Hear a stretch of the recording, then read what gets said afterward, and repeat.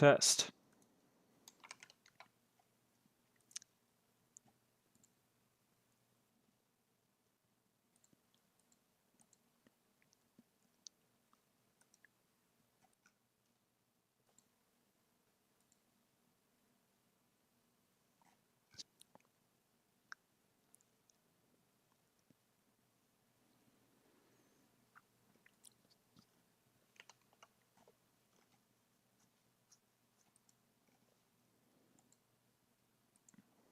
Test.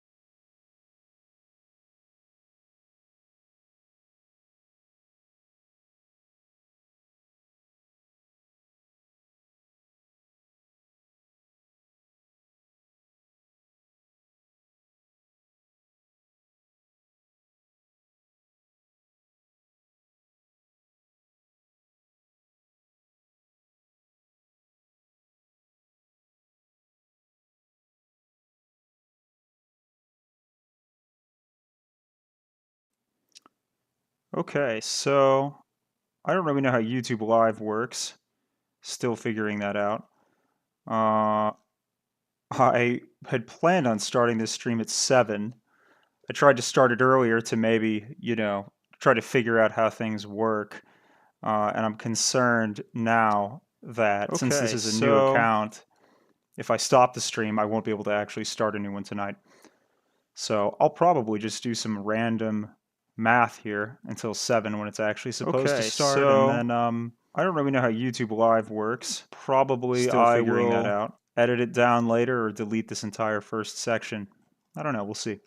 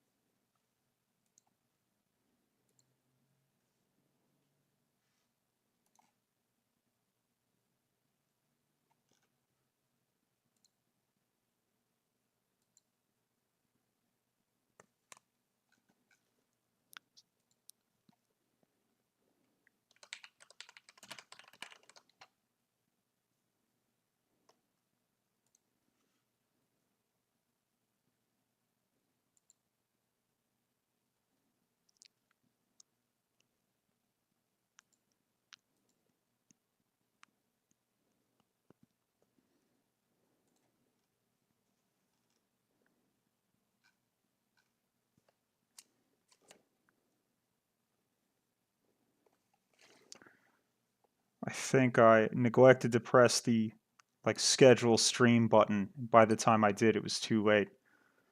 Uh, I would just cancel it, but I have a friend who said that, when you have a new channel, if you don't, you're only allowed to stream like once a day or something.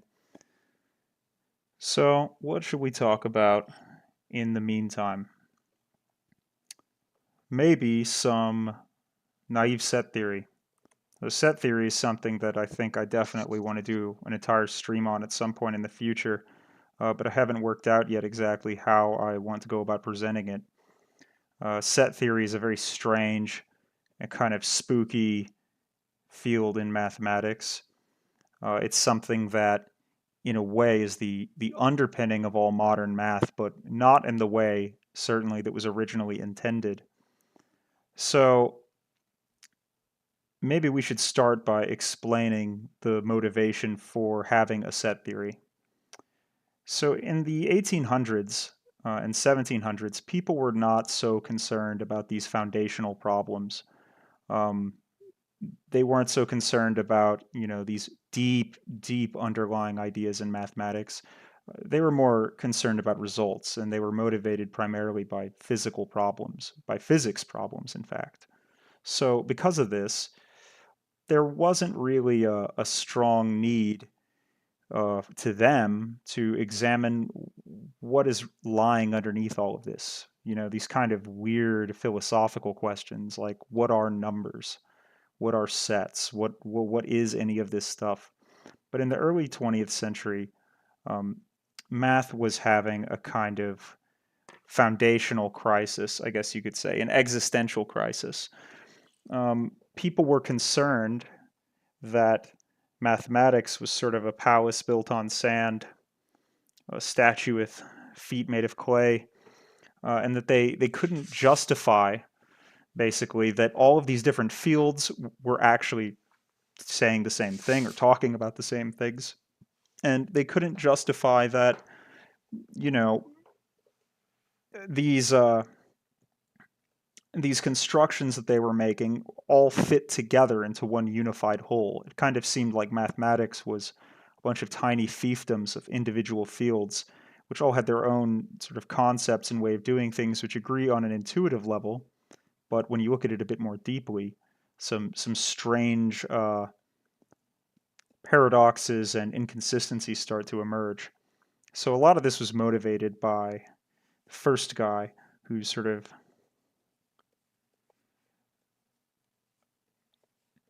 who first started exploring this was Georg Cantor in the late 1800s. Now, you could argue that uh, set theory may well have actually driven Cantor completely insane, as it would continue to do to many other people. Cantor was interested in comparing infinities. He was interested in infinite sets and how they kind of fit together. And he started to develop um, what we would now call naive set theory. So, naive set theory is kind of like the set theory that you have um, before you have set theory. It's like if you were to think about the obvious, intuitive things you can fit together to make up a set theory, that's naive set theory. So let's kind of take a look at what that might look like. So set theory is built on axioms. Axioms are like these things that we can't prove, we don't want to prove. Um, we want to just take them as sort of assumptions. They're very, very basic um, statements that are so basic they're kind of beyond proof. So the first axiom that we might have would be there are sets. Now, the funny thing about set theory and about these axioms is that we're never actually going to define or describe what a set is. It's kind of this abstract thing. We're just going to tell you rules of what you can and can't do when putting them together. So I want to briefly uh, explain set builder notation. So this is something, I like to try to avoid too much notation or formalism. But if we're talking about set theory, unfortunately, there's just no way around it. So I'll try to kind of label this. So usually we like to use capital letters for sets, but really in set theory, everything is a set. There are only sets, sets of sets. Sets can contain other sets, and it's like sets all the way down. So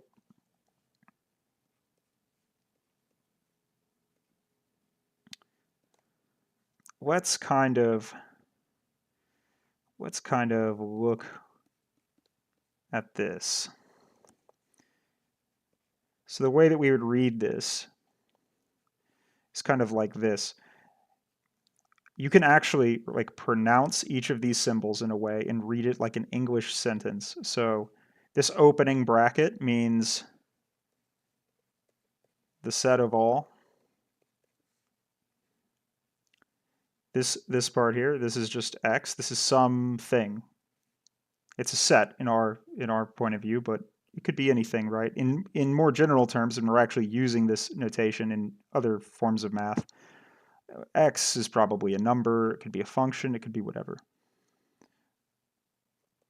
So X is just X. This symbol here, which is actually a kind of epsilon, means in, or an element of, but I like to pronounce it as in. So this is B. B is some set. This, which sometimes you'll see written as a colon, means such that, meaning we're interested in everything here that satisfies whatever we have on the right-hand side. This is a little abstract, but we'll say such that P of X is true. So if we put all this together, A is the set of all X and B. Capital B. Such that P of X is true. Or P of X holds. So P, in this case, stands for like predicate, I suppose, in the language of formal set theory. But let's consider, a more concrete example of this. A is the set of all X in Z. So this is the integers. Those are whole numbers, positive and negative. Such that, how about x is divisible by 2. Now, there are a couple of ways we can write that. This is one, although it's a little confusing because we have this vertical line here. This means 2 divides x. We could also say such that x equals 2k for some k in z. Right? So in other words, x is 2 times something. If it's 2 times something, definitely it's divisible by 2. So we could say, if we wanted to write this in English, A is the set of all even integers. More formally, like following the kind of above deconstruction, we could say A is the set of all x in z such that x equals 2k for some k in z.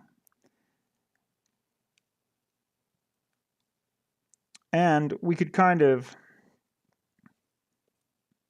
go a step further, and I'll show you how we could write A in an even more compact way if we have some extra knowledge, if we know how to read these symbols, which are called quantifiers.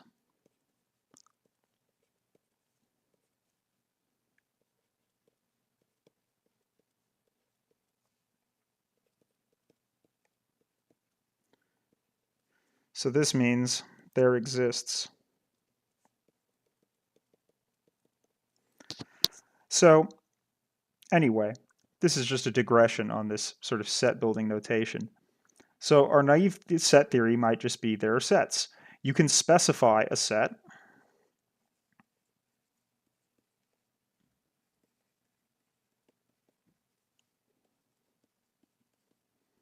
of things satisfying some property.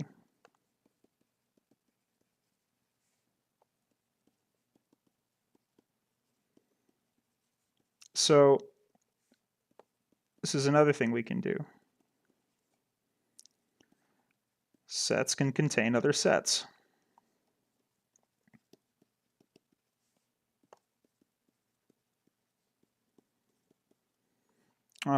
Two sets are the same if they have all the same elements or members, right? If all of the things inside them are the same.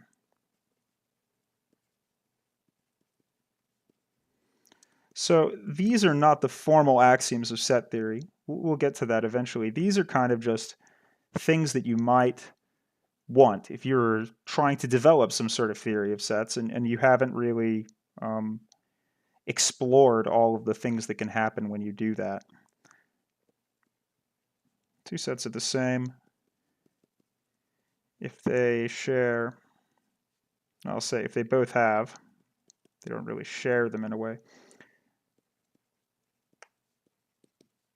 And we can write these statements, all of these, in this language to the right, this sort of abstract set building language, but it's easier just to think of them in English because these are kind of naive statements in a way.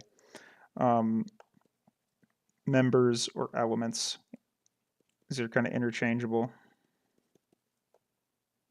So now let's look at some of the paradoxes that can emerge if you don't impose certain restrictions on what you can and can't say and on what you can and can't put together into a set, right? Because basically, at first, these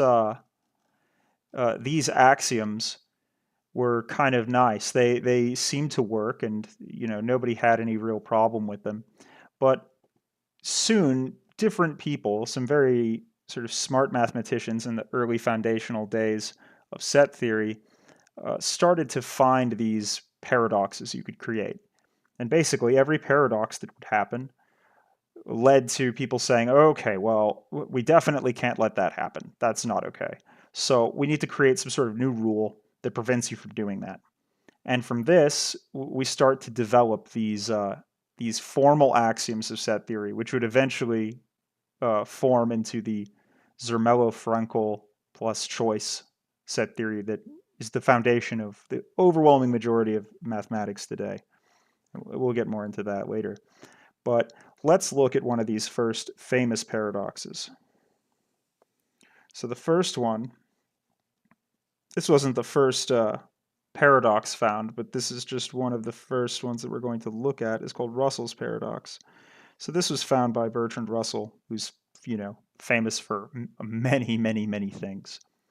And the piece of our naive set theory that this is going to kind of butt heads with is this number 2. You can specify a set of things satisfying some property, right? That's obviously what you want to do. And that's what all of these sets that we're building over here, as an example, this is what we're doing.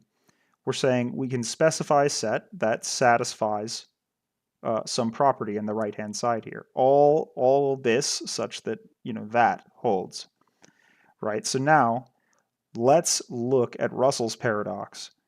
And we're going to kind of see, you'll see even in the notation already, the difference kind of between what I wrote up there, which kind of conforms with the modern axioms of set theory, and what they had back then. So now, this is the set we're going to define. R is the set of all x such that x is not in x. So remember, even though this is a little lowercase x, this is still a set in our point of view. Everything is a set.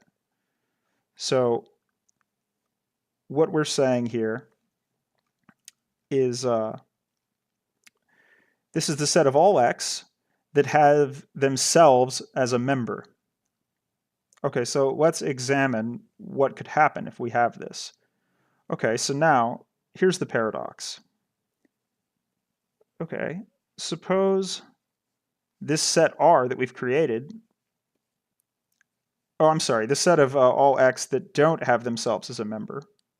Whoops. A set having itself as a member actually creates a different kind of paradox. So this is the set of all sets x which don't contain themselves. Okay. So now let's suppose that R is one of these sets. In other words, R is in the set of all sets that don't contain themselves. Well, then it is in itself. So that means R is not in this set. On the other hand,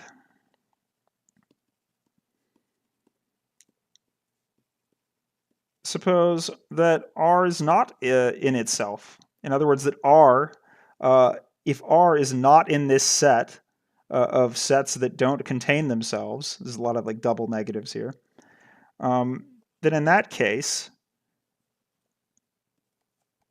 it must contain itself. Because if it didn't contain itself, it would be part of this set. So this is already a big problem. This is kind of a bad paradox. So what is the kind of way that we solve this? And what is really being kind of violated here? You might say that the problem is, when I initially wrote it, I wrote it the wrong way, with a set containing itself. Now that's sort of something that we have to look at in a different way. But really, the solution that was come up with here is to basically, this is called in later axiomatic set theory, the axiom of unrestricted comprehension. So what this means is, when we say x here on the left-hand side of this little line, we're just saying x can be anything at all. Now, that's what allows for things like this to happen, because then R itself qualifies as one of this x here. This x here isn't part of any larger set. It's just kind of allowed to take any form whatsoever. So instead, what we need is to say that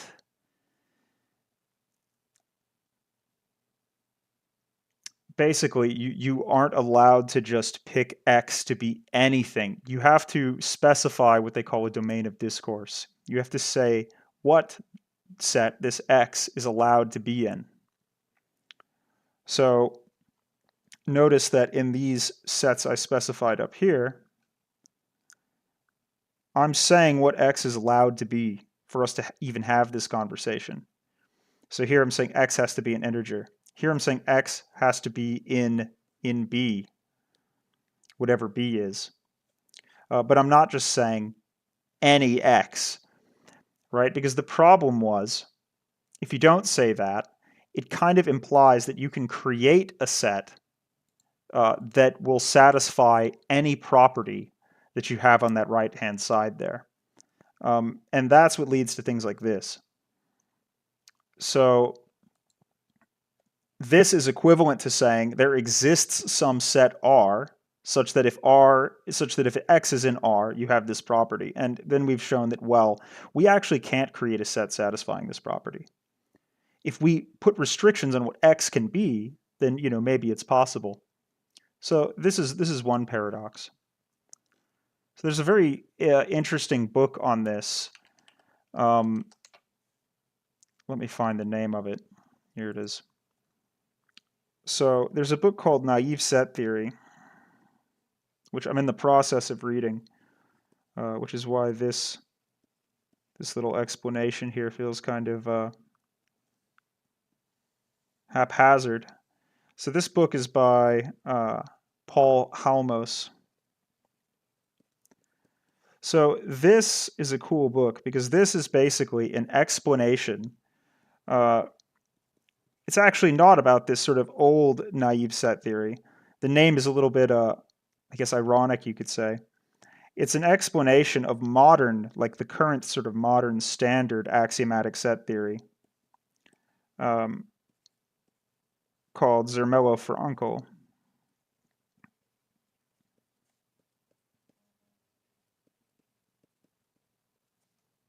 Plus choice. We'll get into that later. So this is called ZFC. This is the modern, like highly formalized axiomatic set theory. So this is an explanation of Zermelo-Fraenkel, ZFC, basically in plain English, without using too much of the notation of like actual serious set theory, which is basically first order logic. It's a very kind of, if you've never dealt with it before, even for people who have some experience in abstract math, it's a very like difficult notation and language to sort of get comfortable with and wrap your head around. So having an explanation of it in English that's just sort of explaining what these things mean is very cool. It's a very nice book. I've only just started it.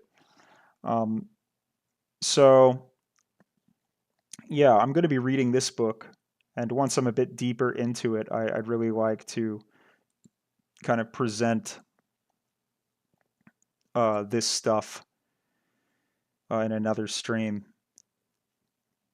But today, what I really want to talk about are oscillators and resonance. Oh, wait. Oh, no. Okay. OneNote is, I'm not sure if it's going to ultimately be the best platform for this. So before we officially start, maybe I'll just talk for a couple minutes about oscillators and resonance and stuff.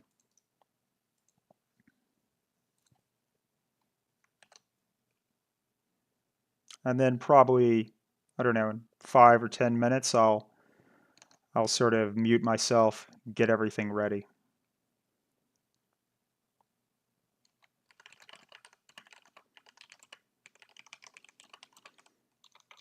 In fact, I think I'll do that now. We might as well.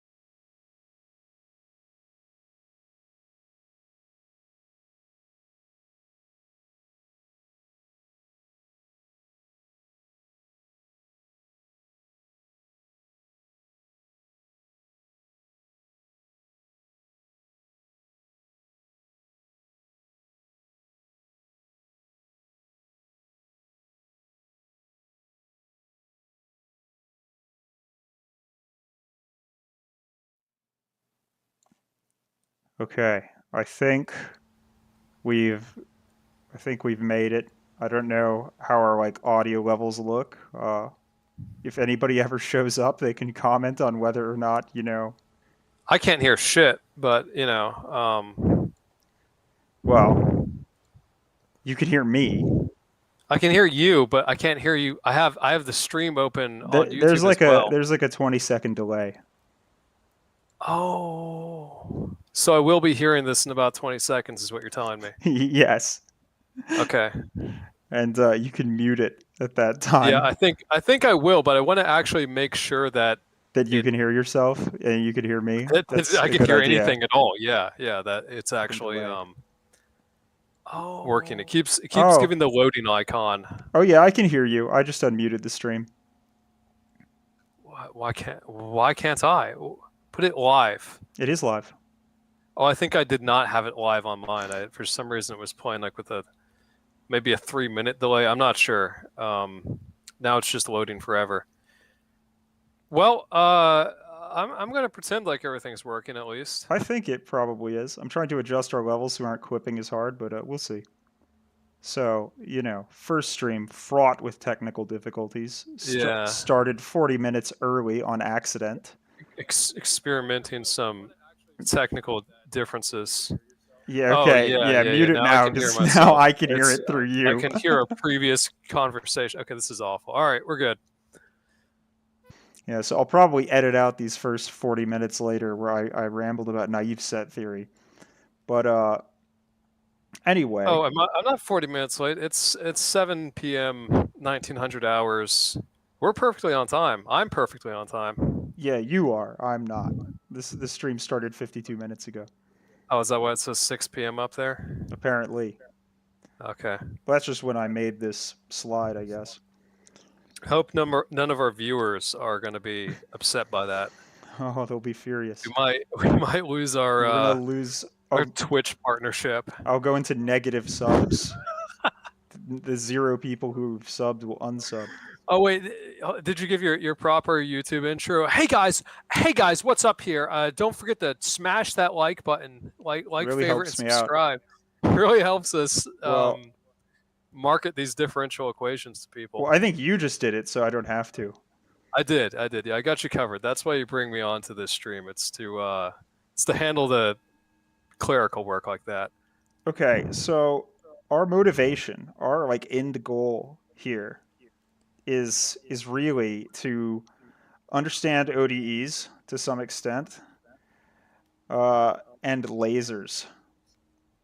I know that which you've not introduced yourself, nor have I introduced myself. I don't know if we need to. I'm Nor Casey. should we, honestly. But You're I will anyway. So I'm Greg. I'm the person here who's not a mathematician. I'm the everyday man that the viewers who are not mathematicians can relate to. It's my character arc. you're also a rock toucher and a rock I am a expert. rock toucher, rock fondler. I've gotten in a lot of trouble for touching a lot of rocks in a lot of different places. Touched rocks you shouldn't have. Touched rocks I shouldn't have. Brought rocks with me to places I should. I did get my rocks investigated by TSA once. That is a true story. But Not only um, touched rocks you shouldn't have because you weren't allowed to, but rocks that you shouldn't have because they're hazardous to the human biology. yeah, yeah, quite a few of those as well. There's been a lot of those. Um, but to the math stream. So you said we're going to start with ordinary differential equations, which, as I understand, are a. I will preface this by saying I never formally took differential equations, ODEs or PDEs, at any kind of institution of higher learning. So this is relatively new to me as well. My basic understanding of them is that it's a sort of subset of calculus where you don't have closed form solutions. You basically have sort of systems of equations that you get instead. Is Right. that is that sort of correct? That's sort of correct. I would say that I should also disclaim myself by saying I'm not an expert in ODEs. I've taught a class on them, an undergrad class on them, and I've taken a few graduate classes on them. But, to be an expert, you have to, there's a much higher bar than that. But I know You, a few you have to things. walk that path, yeah. Exactly. I think you have to be Russian too, but, or at least Eastern European. some kind of former Soviet bloc, But I was taught by Russians CIS and Eastern country. Europeans, so I have 1 degree of separation. So um, let's just talk about what a differential equation is. So I think what we'll do is sort of talk about that and then move from there into using oscillators, culminating in lasers at some point, as sort of a constant motivating example to understand what ODEs are all about. How So do you want to? Sorry, I'm going to interrupt you constantly throughout this. We should disclaim that too as well. yeah, If you're kind of the person who gets upset by interruptions, yeah, leave now. this isn't to be a dialogue. It's an interrupt-a-thon.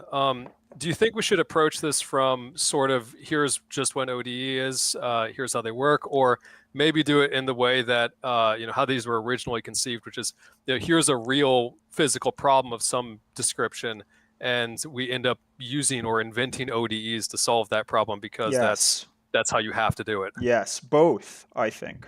I think that in general, throughout these sort of conversations, the more perspectives we can approach something from, the better intuition we can build. So I want to look at it from both of those perspectives. So we'll start with this sort of more just general statement of what an ODE is without discussing kind of why or how they came about. And then our very first example that we'll look at, a simple harmonic oscillator, will um, definitely be from the point of view of a physical problem, and will kind of illuminate how these things came about. And we'll see that when you're dealing with classical mechanics, you are dealing with ODEs. There's no way around it. So, as to what they are, I want to maybe just give an example of a non differential equation. So, let's say a normal equation. I don't know, I'm sure that term has some special meaning, but let's just say non differential equation, just to discuss and kind of get a quick idea of what we're looking at, what makes this different from stuff that you would see in calculus or that you would see in algebra or whatever. So, and I'm going to be using, I'm going to try to kind of ease our toes into like the differential equation notation that everyone uses, because I think one of the most confusing and difficult parts of ODEs is just the notation. It's confusing. It's very confusing when it isn't explained properly and when you're coming from other types of math where they don't use it. So I'm going to be using x and t a lot. X is a function of t. So this is very much motivated by physical problems where x represents position and t represents time, right? So, but if we're just considering like a normal equation, the kind of thing you might see in calculus, uh, we might get something like this, right? So this is an equation, and if we wanted to, yeah. I can't see that on the stream. Oh, is it because it's delayed? Is that why I can't see this? Why is it not live Um, anymore? oh wait, okay, hold on. Sorry, it's I like unsynchronized in here. I have a solution for this. I should have thought of Our this to our begin our with. viewers need to Our two know what's viewers, going which I on. think are you and me. I think it is. Yeah. No, this is what I should have done from the beginning. I'm glad we figured this out now. I'll Oh, screen I share see. Yeah, to yeah. you, and then you can see it in real time. Non-differential equation x t as a function of x is equal X to is a function of x. t. Sorry, x is a function of t is equal to t squared minus 2t. Oh, I see. Yeah. Okay, hold on. I'm looking at the wrong screen here now. Yeah, yeah. This is how I'm we need to I'm do it. I'm So over that 30. I'm officially a boomer. So yeah. All right. I'm looking at the right thing now. okay, good. Yeah, this is how we need to do it so that we could be synchronized. So right. So let's say that we want to look for solutions to this equation. Now, solutions for us pretty much always mean zeros, right? And that's true. That's true in ODEs as well. So this is what we're interested in. We're interested in finding roots, right? So if we were to graph this equation, it would look Yeah. Where probably, does the parabola intersect the x-axis or what's have you? Yeah. Yeah. It looks something like that. yeah. And in fact, as we'll see, it looks exactly like this. Um, If you don't know why it looks like that, you're qualified to be a geologist. we're going to see what more qualifications we can get you. So, how do we solve this? Well, we can factor this, and it looks like this. Oh, so actually, no, this plot I drew is wrong. It should look like this, just touching right there. If you don't know why it looks like that, can I repeat with the joke now that you fucked up the parabola? Yeah, I'm qualified to be a geologist. So we can solve this by factoring the right-hand side and blah, blah, blah. Now, just the thing I want to point out here is that the solution we're looking for is a point. Yep. It's a point. Oh, I should say this is the x-axis, this is the t-axis. It's a zero value is what we're looking for. Exactly.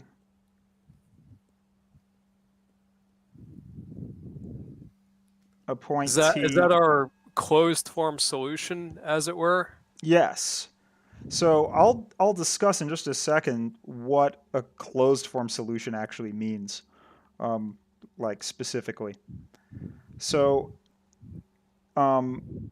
this is like a non-differential equation. So in other words, there are no derivatives here, right? There's just x and then the relationship that x has to this independent variable t. So now let's look at, I guess, what we could call a trivial differential equation. Trivial in the sense that it only barely is a differential equation, and in fact, it's much more of a calculus problem, where I could say x dot. So this dot, I should kind of specify. I don't want to say equals. The x dot just means the derivative of x with respect to t. This dot notation is super common in differential equations. It was invented by Isaac Newton. It's still in use today. It's very One on the convenient. right's Gottfried Leibniz, if I'm not mistaken. Exactly. So this right here was like me writing this statement would probably have started some like vicious mathematical brawls in the Sectarian 1600s. Yeah, violence, it would have yeah. started some problems. So now let's just take that same equation and now we'll write it like this. So now this is technically a differential equation. So what does that mean? A differential equation is an equation that involves derivatives. It's basically all it is, if you want to look at it in the most kind of simple way that we can look at it. Right? Now we can think, well, how do we solve this? Well, we kind of know from the fundamental theorem of calculus and just from calculus in general that, well, if we have x prime of t here on the Wait, do left, we need to recite the fundamental theorem of calculus? I uh, think we do. yeah, we What's that? can. For every derivative, there's an integral, something like that. I don't remember. I actually no, I do remember, but I'll let you do it. I'll let you do it. Oh, look at this. He's gonna write it out mathematically instead of.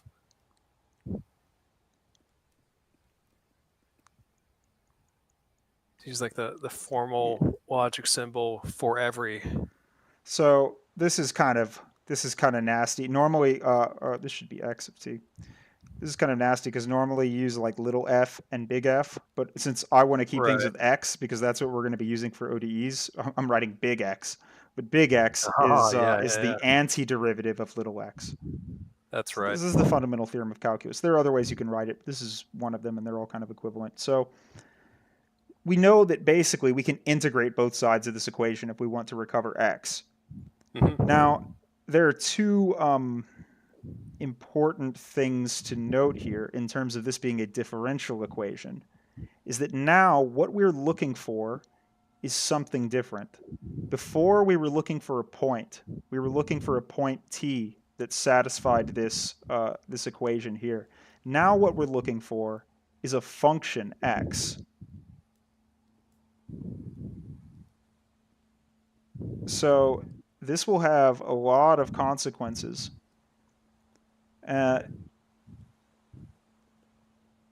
Our solution is basically not a point anymore. It's a function, right? And this function lives in a much bigger space than a point lives in. This point t we were looking for lives in the real numbers, which is a one-dimensional. I mean, it's an infinitely big set, an uncountable set. It's huge, right? But it's only one-dimensional. Functions live in much larger spaces. And this will kind of explain why we can't necessarily find one. And if we do find one, we may not be able to write it down. In fact, we probably won't be able to. But we can integrate both sides with respect to t. So I'll Do we just, need to talk about why we can do that? Like what properties this has to have so that we can do that? why we can integrate both sides. Yeah. That is basically the fundamental theorem of calculus in a way. That we know that differentiation and integration are in some way kind of inverse operations. Now this integral here without bounds, this indefinite integral, this is actually kind of a subtle thing. It's one of those things that you learn in calculus class and don't think anything about it, and then it turns out that actually there's some justification that needs to be made for why you're even allowed to do that, but we're not going to do that here. At least not right now. So we know that the integral of x prime of t should just be x of t, right? Because that's the definition. That is the fundamental theorem of calculus, plus c. And I'm going to write c1. And, coefficient of integration for those who don't remember that part. So why do we need that? Why do we need that? That's actually a good question. I think at one point I knew, but after a certain number of, calculus exams, it just became you have to put in the C. In fact, I think I had an instructor who will not be named who told me you just have to put it there, which I love that explanation. It's just there. That's a very tired man. He was a tired That's man. Understandable. Actually, yeah. So maybe this is a good time for an aside. I don't know. I want to sort of color code these things eventually and like develop a language for that. Yeah. Maybe I will. Maybe we'll start. We'll just sort of guess and see how it goes over time. No time like the present. I think asides, maybe this should be blue. Yeah, blue's a good color. Whoa, yeah. that is dummy thick. Hold on, let's reduce that. Okay, there we go. So this aside is, why do we need a constant of integration? Is it constant? It's constant of integration, not coefficient, right? Yeah, I guess if it's a coefficient, it'd be multiplying something. Interesting that you say that, because when we look at ODEs, we will see that exact case, and we'll see actually that it's the same thing. But our idea is that differentiation and integration are kind of inverse operations in some ways, right? Sure, like multiplication and division for right. Now arithmetic. There is kind of a caveat there, though, which is that when differentiating, some things are destroyed, right? Like if we take... we lose stuff. What do we lose? What goes away when you take a derivative? Let's see. You're losing... If you got like a power, that goes away, What's the derivative of this? That's going to be 2t, and you're going to lose your 1. Yeah, it's gone forever. So we lose constants. Yes. So really, I can say that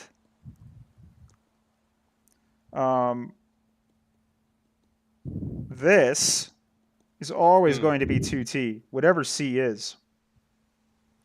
Yeah, right? That's fair. So then, if I really want to kind of capture what we've lost, then I really need to kind of account for that. I need to say, well, it's like they're inverses, but it's not unique. It's not unique. When you integrate, you get something that is part of kind of a family of functions that all satisfy this.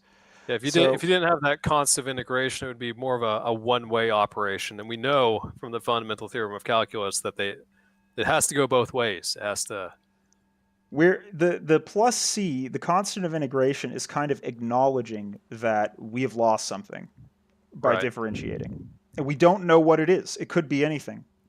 Any constant, right? So we kind of have to say, well, there isn't a unique antiderivative of 2t or of any function. There's a whole family of antiderivatives that would fulfill this case. That in a sense, they're all shifted up and down. Yeah. Right? And we'll sort of see this constant of integration in calculus. It's something they kind of just tell you, well, it has to be there. And for the most part, it doesn't really play a role in anything. It's kind of just this thing that you get points taken off if you don't include it. But Yeah, it's we'll usually a see. -1 to -3 points in my experience, depending on the overall scale of the exam. Yeah, I'm nicer, so I'll only take away like -1. Uh, but if anything, That's the game theory of calculus right there. but we'll see in ODEs, it matters a great deal. These constants have a very, very important meaning. So to illustrate this, well, and to illustrate another point, actually, I want to kind of take uh, this and Mm. oh no, Oh, I was trying to be clever. Big mistake. that never works out. I do how like it goes into like a spirit form when you circle it like that. That's How does this work? Did I do this? Oh, okay, that hey, worked. I'm there it sure there's a goes. better way than that, but this is the way that I just found out. I'm not an expert in OneNote, nor am I an expert in OBS, as is clear, or YouTube. So one thing I want to note is that, okay, we integrated both sides, right? So we have xt plus c1, and then the right-hand side, the integral of that plus c2, or the antiderivative, I guess. So I Mm. want to point out that for our purposes right now, these are just arbitrary constants. They could be anything, right? So to Yeah. kind of make things easier for ourselves, we can really just pick one side and like combine these two constants.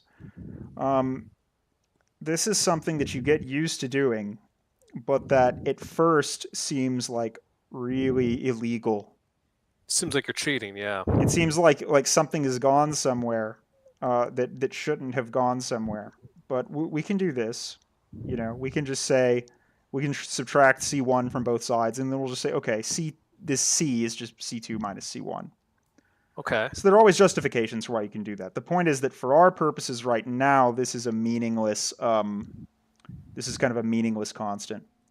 But for this to work, C1 and C2 have to be the same sort of type of number, right? Yeah, yeah, To a degree, I should say. They have to be both real, I assume, yeah, right? yeah. And Both real. luckily, we always have that kind of guarantee. So we found a solution to this differential equation. It's this function. Remember, our solution is a function. Yeah. Um, so a function. This is our solution is no longer a point t. It's a function x of t uh, to this differential equation, but it's not unique. Because that C could be a whole bunch of different things, right? Yeah. And any of those, no matter, you could pick any number you want for c, and it would still satisfy this equation. Still work for this, yeah. So this is the interesting thing about differential equations, because we don't, like, if you're just solving for like a number, but it's not equation, when it's not unique. If we go back to our kind of earlier equation here, our non-differential equation, There this, is a zero value, yeah. yeah, and One. it's going to be unique. Like it's gonna, you're gonna One find and it. exactly one value. It exists and it's unique, or it doesn't exist. But if it exists, it's unique. But in the case of differential equations, we have this situation where, okay, now it exists, but it's not unique. So what do we need to make it unique? In other words, how can we need something We else, gotta pick a C, right? We have to find some way to right? if we can determine somehow find a way to determine AC, then it So AC is in like a specific C, not like AC is A and then C. so how would you think about doing that? Do you have any ideas as to how we might do that? Well, um, I guess if we're trying to, wow, yeah, how do you do this without doing a guess and check type approach, right? That's really I think that's the Well, real question here. in a way, we kind of need an additional constraint. We need an Mm-hmm. additional like thing that this has to satisfy. Because if all Maybe it we're has to, trying to find some kind of like maximum or minima, maxima or minima or something like that. Like that could, what are we looking for basically, I guess is the question, right? well, suppose we say that x of 0 equals 5. Hmm. So this is what's called an initial condition. We just know this somehow. Sure, it's something that might come to us from the problem, Hmm. and it's something that, in other words, even if this doesn't come to us from the problem, this is somehow giving us a parameter or it's giving physical meaning to this constant. So another way I could say it maybe is x of 0 equals x naught, some point. Or maybe I'll Sure. say p naught, where p stands for position. Because I'm Yeah, yeah. really Like saying this is describing like x the is motion of a position over thing or time. something like that, like a Exactly. The position at ball time rolling equals down a 0. slope. So then let's plug in 0. This is a pretty simple equation, so I think it's clear what we'll get, but I'll just write it out.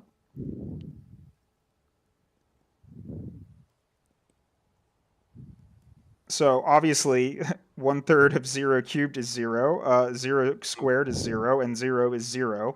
So we're left with c equals p naught. So really, that means that this constant c has a meaning. It is our initial position, Hmm. right? And here we've just sort of said p naught, like whatever it is, but we could specify it to be 5 or something, or whatever, Sure. right? So, 5 meters. so Yeah. now we have existence and uniqueness. This is now a unique solution. We do have a closed form solution at this point, is what you're telling me. Yeah. So maybe it's time for another quick aside on what a closed form solution means. So a closed form solution, without getting too into the weeds about where we're looking, we have to think about where we're actually looking for things, right? Because if we're looking for just say some value of t that satisfies some equation, some root or whatever, really we're just looking for a point in the real numbers, right? Which is a Hmm. one-dimensional space. Yep. Well, when we're now looking for a function as our solution is some function x satisfying, that differential equation. We're looking in a much, much larger space. We're looking in fact, an infinite dimensional space. Um, the space of functions that could be potential solutions is like for example, the space of continuous functions is infinite Hmm. dimensional. I could show that, but we can save that for another time. So a closed form solution is just uh, a solution that can kind of be written finitely. Um, is a solution, I'm going to say, a solution that can be written. Uh, and I'll explain what that That's means fair. in slightly more like mathematical terms, which is to say, it can be written as like finitely many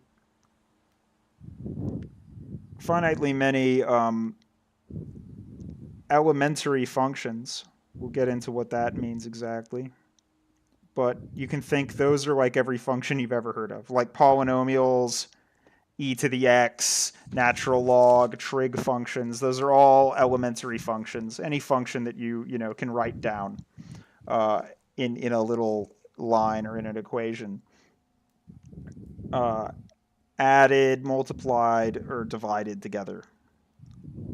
So this is a more sort of formal statement of what it means that it can be written. So like you can kind of think like if you wanted to actually write down this function, how would you do it? Well, it's like you kind of have to compose it of some functions that you already know, some functions that you know how to write down, and maybe you can add them together, you can multiply them, you can divide them, um, but if you could easily get a solution to a differential equation that only exists as like an infinite series of like adding together functions infinitely many times. And a lot of the time you could get a solution that isn't even that. Like I could draw this. That's a function, right? Some polynomial function. Yeah. maybe not polynomial. It's got some sharp kind of peaks. Oh, It's got true. Yeah, some yeah. weird curvature. And I'm not saying this is not meant to be an approximation of anything. Continuous. Yeah, This is a function. This is a continuous function. yeah. But this may be extremely hard to actually like write out. It's quite Yeah, there could be likely that it's trig not in there. There could be possible. all kinds of stuff. Yeah. And there are all sorts of theorems and results that say, oh, well, you could write this as like a some sort of Some infinite sum combination of of trig trig functions. functions. Yeah, yeah, Exactly. something like that. But there's no It's guarantee. arbitrarily close. Yeah. But this is clearly a continuous function. This lives in the space of Yeah, continuous we can just look at functions. it. Vertical line test, everything else. This could be the solution to a differential equation easily.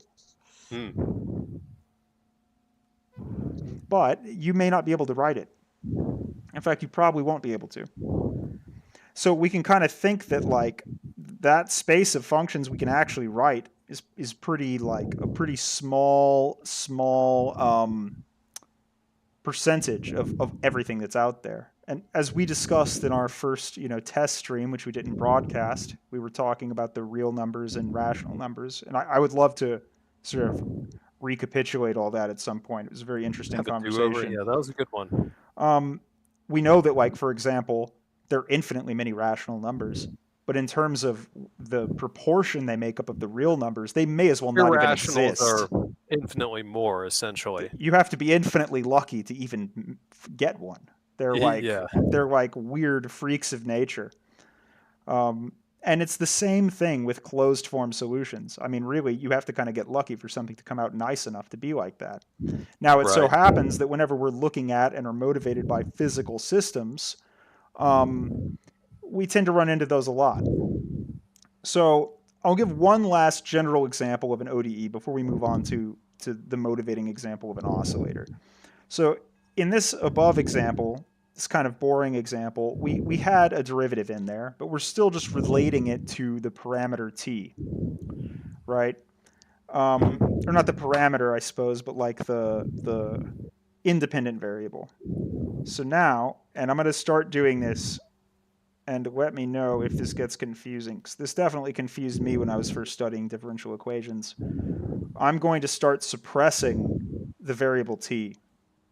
Okay. So this is equivalent to saying, x dot of t equals x of t, or dx dt equals x of t. Same thing. Why would we write it with the sort of Newtonian notation on the left instead of like Leibniz on the right? It makes it easier and more convenient to keep track of things whenever you have higher derivatives involved. Once you get used to it, it kind of just makes things cleaner. But Right. So if we end up with more dots on the x, then it looks better than yeah, but adding you more. can always write it in the Leibniz form, right? It's always equivalent. Um, and sometimes it is nicer to do it that way. And in fact, in this case, I'll show you a kind of situation where it is. But if we look at this on the left, the thing that makes this notation kind of hard to get used to for people who are first studying ODEs is just the fact that like we need like for our whole lives, x has been a point, and now Yeah, it yeah. Now it's a is a function. Yeah. function. It is a function.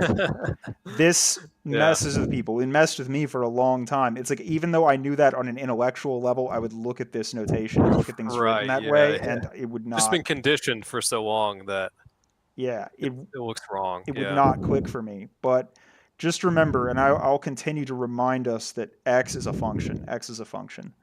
So this is a relation of a function to its derivative. Now the interesting thing here is this says nothing about t. Mhm. That independent variable t doesn't show up anywhere. It's not related. It doesn't matter. In the case where t doesn't show up in our differential equation, this is called an autonomous ODE, an autonomous equation.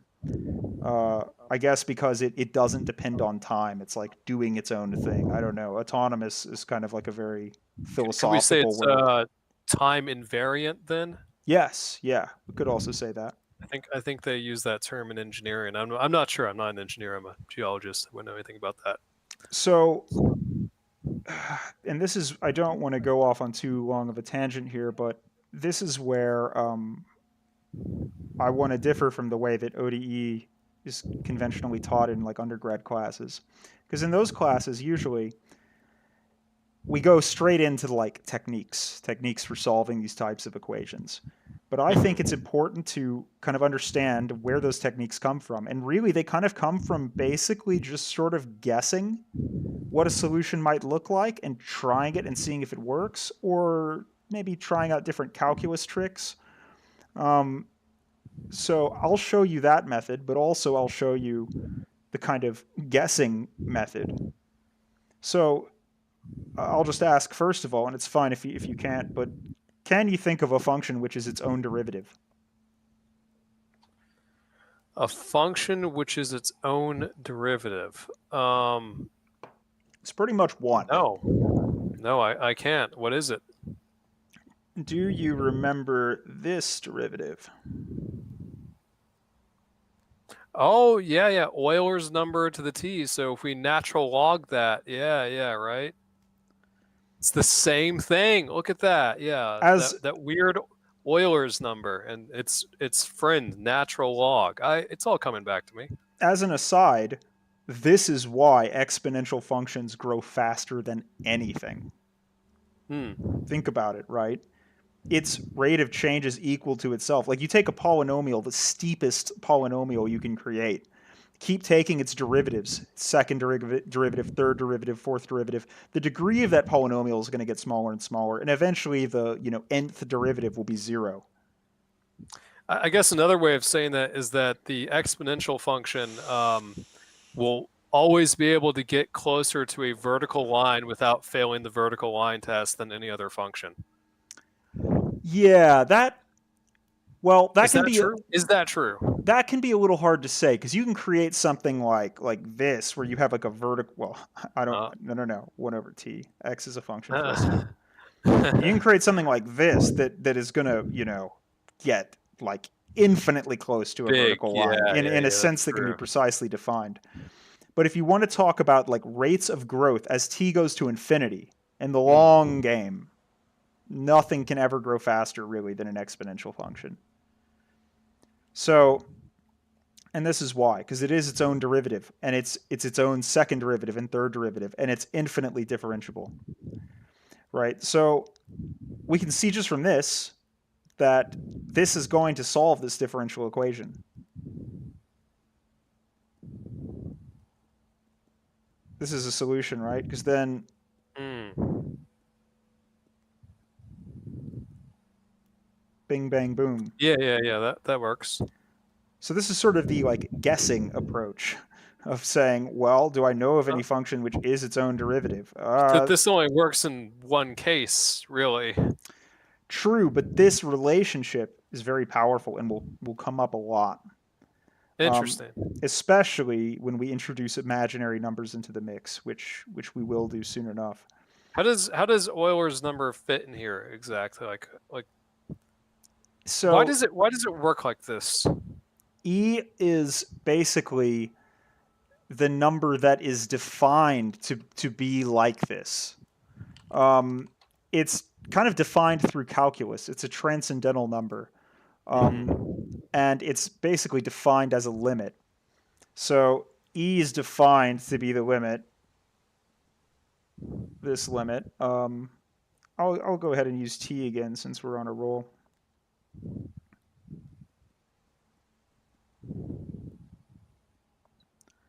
So it is the limit of this problem, and it was basically originally created for banking compound interest purposes. Hmm. That was Linhard Euler in Switzerland, right? Yes, yes, indeed. And we can Known kind for of their think banks. like if we wanted to do like monthly interest, right? Hmm. So then in that case, you have what? You have your principal, whatever that is. So we're going to be multiplying all this by the principal. So we'll just say, Right. well, okay, actually, we'll do it a bit more nicely. So we'll say that we've got like, well, no, we'll do it like this. So this is like our principal, whatever it is, plus our period of like uh, or that we're calculating interest on. So let's say it's monthly, and then this is going to compound every month. So we need to take this to the 12th power. And you can think of this just like multiplying percentages. Right. If we pretend that we have 10 months in a year, it's easier to see. So let's do that. So how much, like, let's say you start with $1. We can view all this as percentages, so it's convenient to think of it as $1. You put $1 in Sure. my scam altcoin that provides A a dividend 10th year somehow. returns every Yeah. 36.5 days. It's got a DESA annual dividend that it pays out. So it will give you 110% returns every 10th of a year, Oh right? my god! You just put it all back into the coin. It's going to grow exponentially. That's right. So that means after 2/10 To of a the year, moon. you're going to have whatever that first growth was, and it's going to happen again. Based on what's already grown for you. I don't know if we should be giving away our business ideas like this, Casey. This looks like I like these numbers. I know it's pretty good, right? It's just going to get It's, bigger and they're good bigger. numbers, yeah. So then, you can imagine over a whole year, that's going to be your Oh, returns are there's going to gonna be there's be gonna be 10 of those. There won't just be two. It'll be 1 + 1/10 to the 10, just right. like Linhart figured out. But then you could say, to compete with me in the white hot rug pull scam coin market, you could Yeah, say, well, I'll give you returns every 20. 20th of a year. Oh, Yeah, so your yearly returns will be double. this, and this will be higher than that. Oh no! And so then I'll say, okay, I'll give Yeah. you new returns every 1,000th of a year, 3 times a day. You'll be glued to your phone, and so you know then comes the question of like, well, what happens when you kind of divide this infinitely many times? They all become infinite, right? Yeah. And so it's kind of Technically speaking, over a long enough time period, aren't these all equivalent? um well, Like it's if t actually goes to infinity for all these, right? no, because in a way, like for t going to infinity in these bottom two cases, this Yeah. 1/10 would still be 1/10. Oh, Like that's true. you Yeah, need yeah, to yeah. not only increase it's like you're increasing the amount of time that you're allowing the Mhm. returns to go on for, but you're also like decreasing the percentage Right, at the right, same right. rate. So basically, it's like if you were to get returns every millisecond Hmm. and like, get like, but your returns are like 1 millionth of a percent or one Hmm. thousandth of a percent, and you keep shortening the time span of your returns, but also proportionally decreasing the percentage of them. Mm. That is how you get Euler's number. It's the limit of that. So it's the result of doing that infinitely many times. So basically, what this equation fundamentally does is it computes the accumulated interest or dividend, whatever you want to call it, as a continuous function instead of like a more stepwise thing, right? Exactly. Exactly. And that's why they call it continuously compounded Because interest. this is actually continuously happening. It's not like, oh, we're just going to recompute this every half year or something, which is, I Yeah. assume, what they used to do before Linhard figured that you can do it like this. Yeah. And it means that it isn't even like every second or every millisecond or every This was really like the microsecond. first application of transcendental math to banking and finance, wasn't it? I bet it was. I bet it was. Probably was. I mean, Unless there's because something before that, else. it must have been done, based on you owe me an extra 5 rice bushels every year or whatever, and it wouldn't Yeah. be continuous like this. It'd be a step function essentially. And if there's something else, I would really love to know. Yeah, yeah. If any of our viewers out there are aware of, any kind of like Bronze Age Bronze Age transcendental math. calculus banking. But it is interesting though, because when you think about this, it is quite surprising. Like that the limit of 1/t as t goes to infinity. I mean, that's going to go to zero. You're, it Intuitively, it doesn't make sense, doesn't make really. sense that you would get It anything other doesn't. than one. I think that's why the scam works so well. Yeah. Not only do you get something bigger than one, you get something bigger than two. Who would have guessed? Yeah. Um, but that and this property, this sort of continuously compounding thing, is actually also why it is its own derivative. It's kind of a very like special I mean, special this works property. in lots of stuff too. It's not just for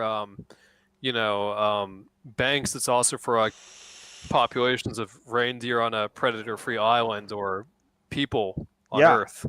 no, I Shows mean, up sure, all there's no kinds of relation places. between those things, No, no. but the other thing too is you can model any kind of exponential growth, even if it isn't base like e, in Mm, terms of this.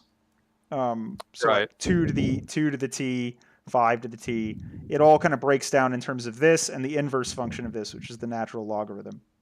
Mm-hmm. Um, so that's basically the short answer of why like e is defined to be this limit. So it's kind of a little hard to say, and it's showing why this limit isn't just one. That's kind of another thing. But I want to go deeper into ODEs for the time being. So okay, we have that e to the t is a solution to this, right? We could also say that we might say, well, okay, what about this e to the t plus c, Mm. kind of like we did before. Well, it's kind of a problem because then we've got x dot is e to the t because the constant goes away. But what about Uh, that C? but that c is still there in x, so now x dot isn't equal to x. So Right. that's not going to work for us. So now, what if I do this? And in a second, I'll show you a different way that we can actually find this. Oops, I want to do this. So now c is a constant multiplied by e to the t, a constant Mm. coefficient, as you said earlier. So now, since that's just like a constant multiple, and the derivative doesn't care about constant multiples, you can kind of pull them out. It doesn't. It leaves them right where they are. Mm-hmm. Then this does work. Yeah, yeah, yeah.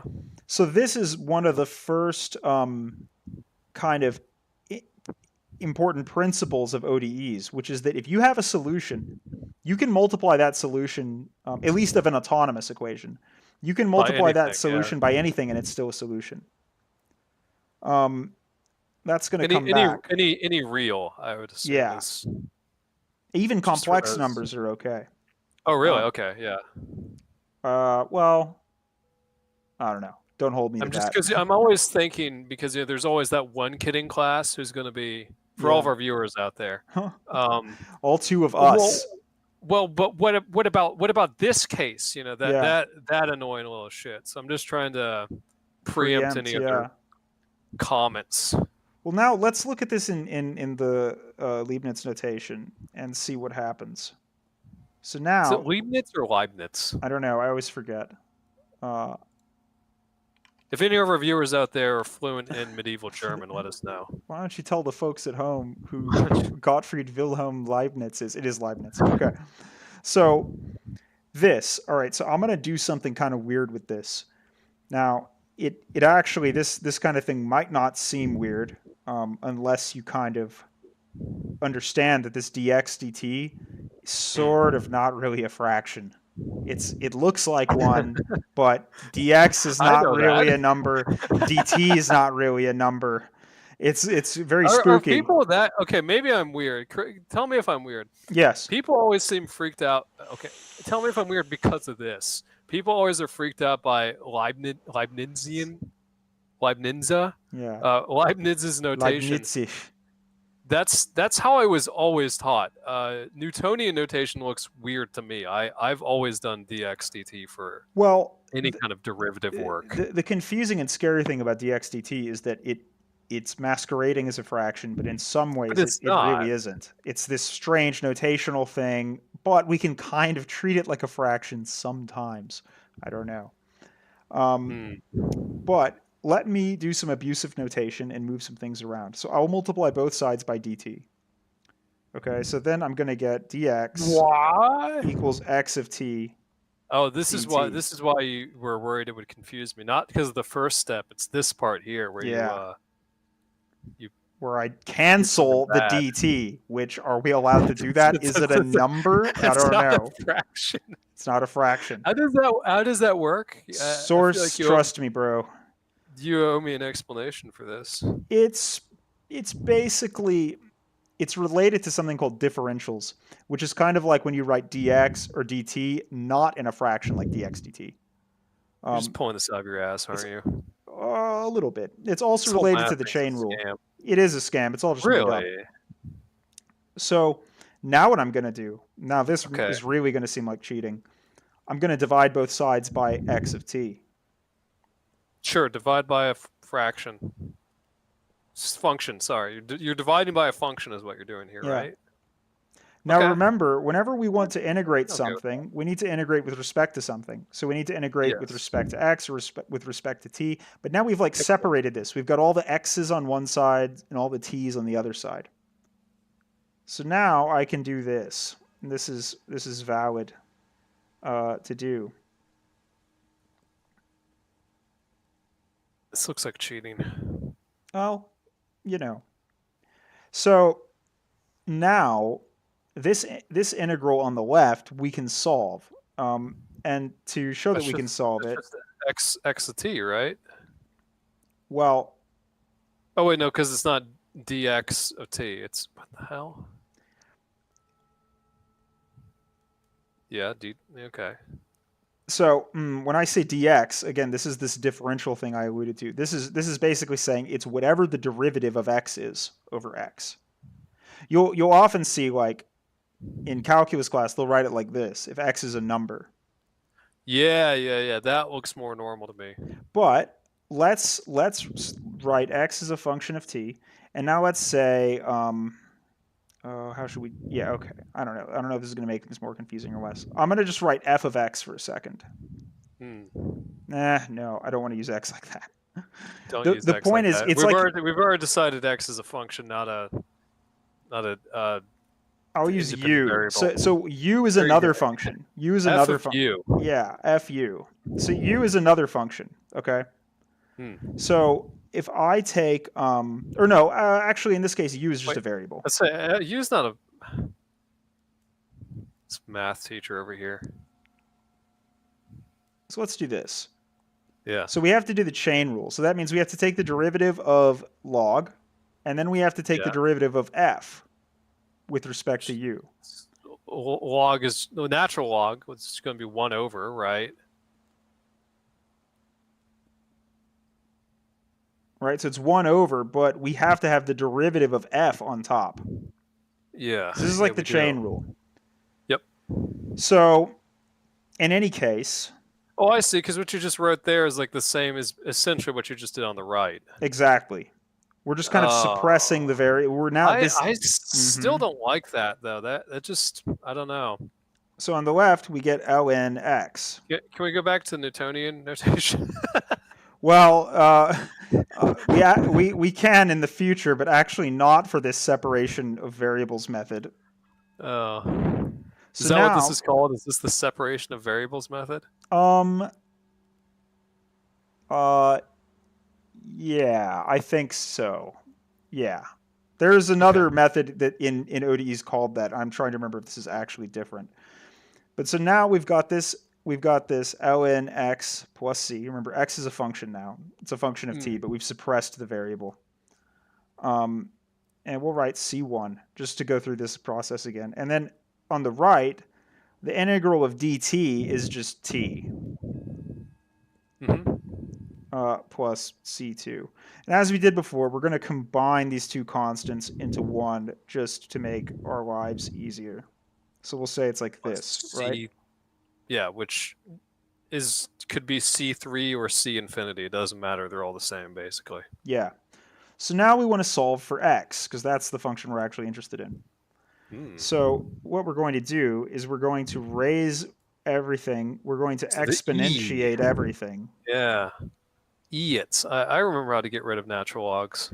So then that gives us that x of t equals e to the t plus c. But now there is this thing that we can do with exponents, right? Where if we have a plus in an exponent, that's really the same as e to the t times e Plus to the E. c. Yeah. Sorry, times. Yeah, E to the C. So now e to the c is just e to some constant. So maybe I'll call this c3.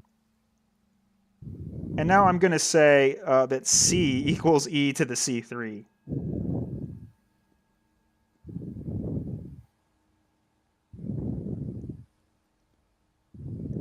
So you see now we've got x of t equals c e to the t.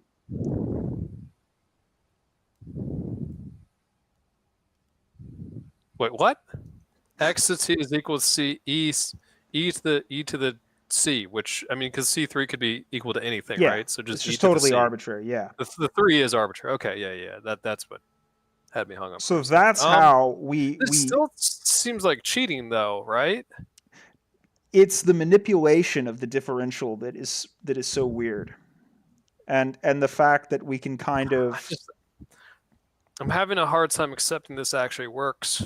But the funny thing is, this is like kind of a more formal, I guess, justification of why we have this c in front of e to the t in our general solution.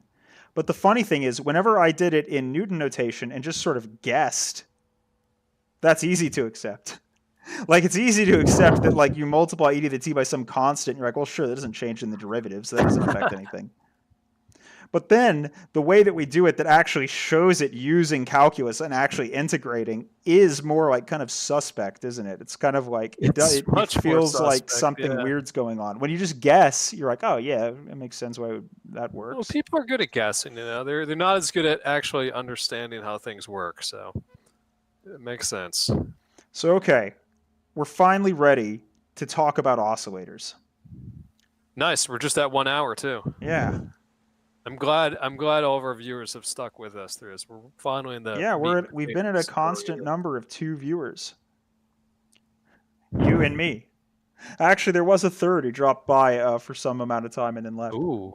Oh, thank you, kind viewer. Don't Yes. don't forget to like, favorite, and subscribe. Smash that button. Yeah, thank you.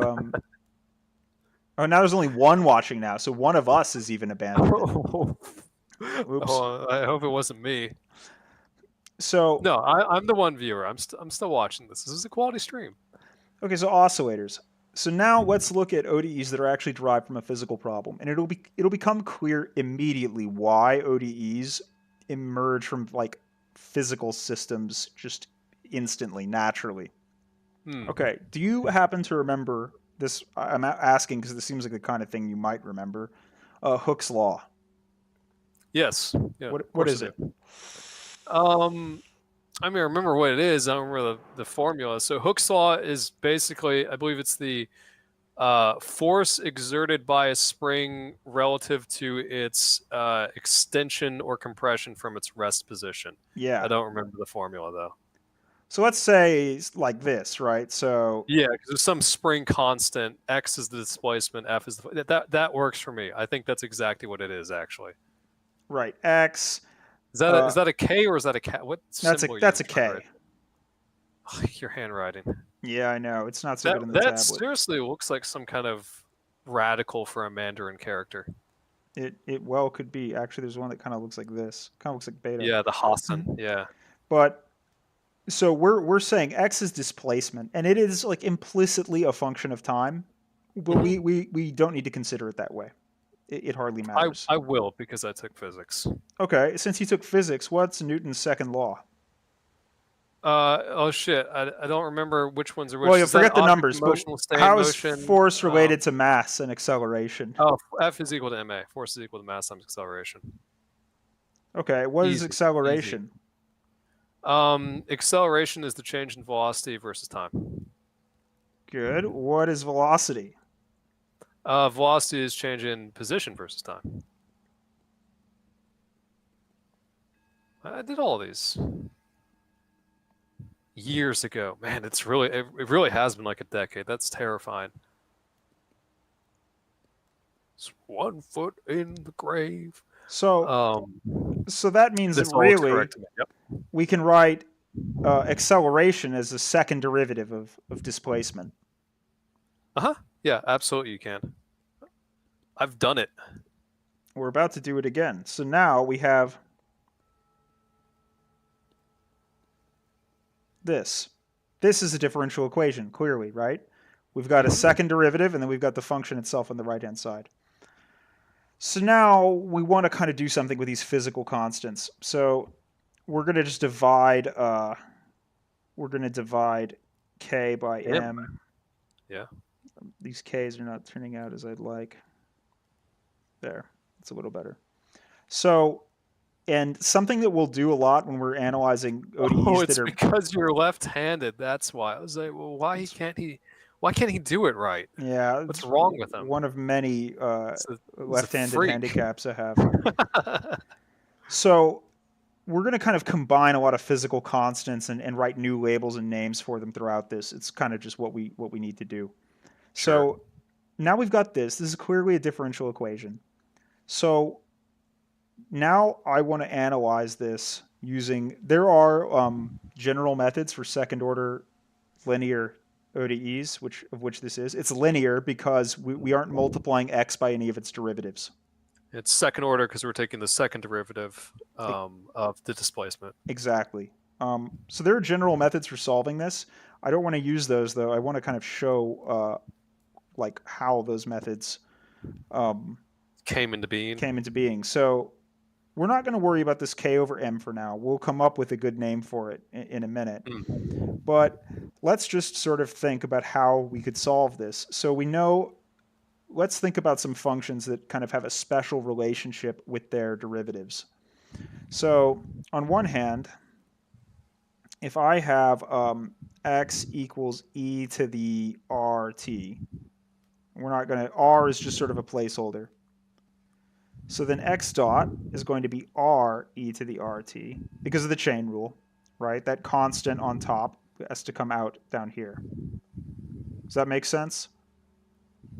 Hold on, say that again. So if we have e to the rt, a constant Yeah. times t, when we take Oh that yeah, yeah, derivative, yeah, we yeah, get yeah, r yeah. e to the rt. Your coefficient will come from your exponent there. Yeah. And that's just the chain rule. It's like e to the u times u prime. In our case, u is Yeah. rt, right? Yep. So then x double prime equals r squared e to the rt. Yep.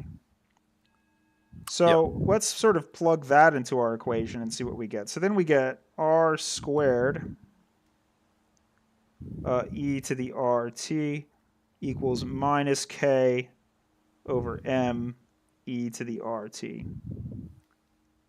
Well, okay, maybe now we could kind of get somewhere. So Hmm.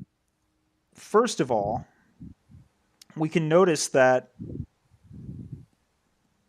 there's always questions when you're dividing things out of an equation. Um, namely, we aren't allowed to divide by zero, right? Can't do that. No. So, but e to the rt is always bigger than zero, It's an exponential function. Yeah. as long as r isn't zero. Well, actually, even if it is, it really doesn't matter. Mm-hmm. E to the t, e to the whatever is always positive. So we're actually fine to divide that out. Yep. So we get this. So now we basically are kind of left with a choice, right? We can either look at this, and depending on our point of view, we can either look at this and say, well, shucks, that is a negative number. So we can't take the square root of that. We need to look elsewhere. Or we can say, oh, that's a negative number. So the square root of this will be an imaginary number. Yeah, that works. And we'll actually see that these two approaches are completely equivalent. So then we're going to get plus minus I always knew square springs were root. actually imaginary. They're not real. No, they're not. Coily can't hurt you. He's not real. He's not real. So, or we could put the I in front. I don't know. Different people like to do that differently. I like to put the I in front. And so let's actually write this as, let's say, we'll use omega. So this is sort of just a convention of physics. Um, Isn't the omega also used for like the centrifugal force or something like that? I don't remember. I know omega shows up somewhere else with revolving motion. so let's take this. We'll see actually the plus minus. Well, the plus minus matters a little bit, but we'll kind of see why it's not So so just to important. clarify, our omega on the far right there is our r from the thing immediately left to it, correct? Yes, yeah, We've just multiplied by our um, imaginary coefficient on, or yeah, yeah, on both move the sides. imaginary, yeah, multiply the imaginary coefficient on both sides. I squared, of course, is 1, so we don't Minus write the one. right. -1, sorry, yeah. That was a good swoop in math attack. I just want to say that. Thanks. Mathematicians pounce. So we get I omega on the left, and then on the right we have plus or minus the square root of whatever that cataconic character is over m. Yeah, yeah, that glyph. The cliff. So I also want to point out, if we don't like imaginary numbers, we can notice that there are some other functions that have a kind of special relationship with their derivatives, Yeah, which would be trig functions. that's right. And clearly, the same applies to sine. Yep.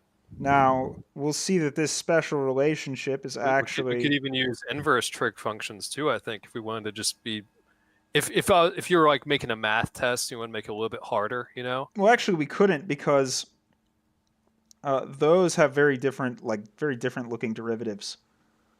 Oh yeah, I guess that's true. Like if you're using secant or cosecant or cotangent. So we can see that kind of the same thing works with trig functions. And we can see, in fact, either of these trig functions would work as a solution. Right? So Either now, sine or cosine, you mean? yeah, Let's right? They see. would both solve it. So let's try and plug in cosine. So, Yeah. and remembering that omega So that's squared. going to be negative omega squared cosine of omega t is equal to r squared times e to the rt, right? Mm-hmm. And remembering that k over m is just negative omega squared. Mm-hmm. So I guess here we run into issues with the imaginary thing. We're going to just consider, like in this case, omega's real, because we've decided in this bottom case we're only looking at real numbers, right? We're just writing, this is just r, as we wrote above. Yeah, yeah. So maybe I'll do that just to disambiguate the notation a little. So then clearly we are going to get this, right? So this works. It works with cosine, and clearly it works with sine. So now we found two solutions to our differential equation, which are different. Mm-hmm. Right? Now, the interesting thing is, since this is an autonomous equation, since there's no dependence on t, we could actually say that we can add these two solutions together, and that's also a solution. Right? Because they're derivatives. You mean the exponent and the you mean the cosine, the cosine. Yeah, Yeah, the yeah, cosine of yeah. the sine, right? Because they're like Sine, yeah. And if independent, you have right? The derivative is independent, acts on them independently. yeah, yeah. And can we use some kind of trig identity after that, Or we don't even perhaps, or need to. something? We could just factor the. I mean, let's take a look. Let's let x equal cosine rt plus sine rt. Mm-hmm. Then x dot equals negative r sine rt plus r cosine Cosine RT. rt. And Yeah. then x double dot equals negative r squared cosine rt minus r R squared squared sine sine rt. RT. And then we've got, negative r squared times what we started with. So so it works, right? This is called the principle of Yeah. superposition. So if you have two, so This is probably worth writing down. This is a thing. And I'll point out also, as we discussed earlier, if we have a multiple of either of these solutions, that's also a solution, right? Mm-hmm. So if we have two solutions,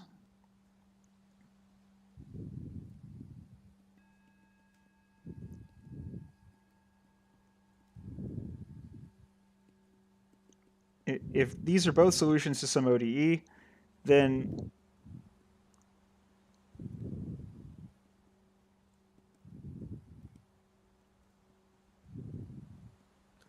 Where C1 and C2 are arbitrary real coefficients, right? yeah. So you can, in a way, without getting too deep into the weeds on this, these form like a span. This is like sort of a space of solutions, right? Because it's like these two solutions are kind of perpendicular to each other in some way, and we can kind of go in this direction or we can go in that direction. And any linear combination of these, as we would call it, is also a solution. So in other words, in the above, we get that C1 cosine omega t plus C2 sine omega t are both solutions, right? Mm-hmm. Well, now let's look at the first method that we took with the exponential, and we'll kind of see that we get the same thing. So I will. Okay, so let's be proper about this. So up here, we said that I omega equals plus minus root k over m, right? Yeah. So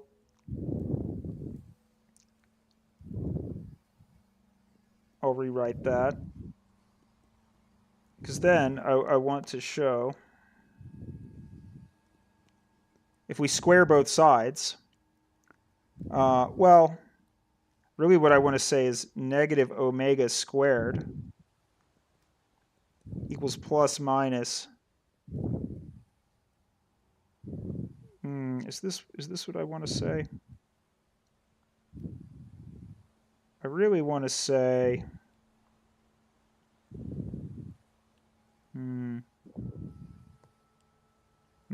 Hold on. Okay, let's look at it this way. So this I omega is what we found when we were looking at e to the rt, that kind of form, right? Mm-hmm. So we have this. So now Euler's identity says this identity is like the greatest of all time identities. And it says that e to the it equals cosine t plus I sine t. You'll frequently see this with e to the I pi equals like I think. Yeah. Or equals 1. I don't know, I forgot. This is the general form. How does this work? So it is quite strange, right? So yeah, it's probably like the did most. Linhard figure this one out too? He did. It's Damn, smart pretty guy. much, yeah, it's pretty much like the What a smart greatest guy. thing ever. So it's often written as this. But and that can be derived. That's equivalent to this just by plugging in pi for t. yeah, because cosine pi and then minus sine pi. 1 Yeah, and sine pi 0. But how does that work with the imaginary? Yeah, yeah. So this is like pretty.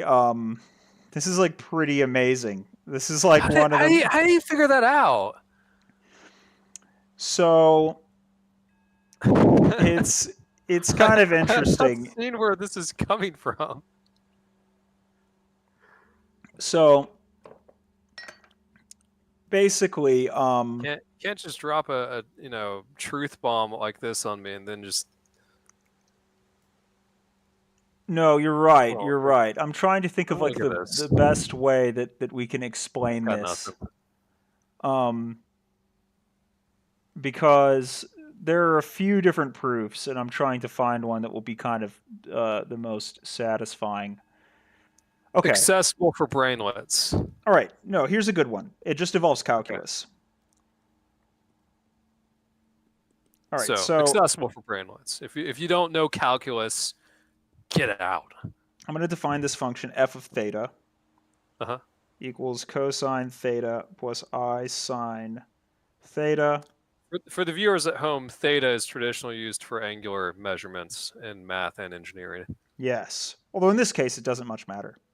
Hmm. So we can rewrite this knowing that if an exponent is on the bottom of the fraction, it's the same as a negative exponent. Right? Yeah. So I'm okay with that. now we have this. So Yep. and theta is a real number here, is a real variable, right? So this is a perfectly fine function. Its output is in the complex numbers, but its input is just a real number. So And now, for the viewers at home, a complex number is a number that has both a imaginary and real component. exactly, a real number plus some imaginary number. And an imaginary number is just the square root of a negative number. We could do a whole like I think the stream on imaginary complex number plane, analysis yeah, and like yeah, all yeah, that stuff. It'd be that'd be pretty a cool fun. one, honestly. So now we need to differentiate this. And we have to use the product rule, right? So the product rule says we take the derivative of the left part times the right part plus the derivative of the right part times the left part. Yep, I Right? vaguely remember that. And I here is just a constant. It's nothing special, so we could just pull it out like this, like we did in the earlier example. That's kind of just a chain rule thing. Yep. So we get this, and then we get this times the derivative of what we have in here.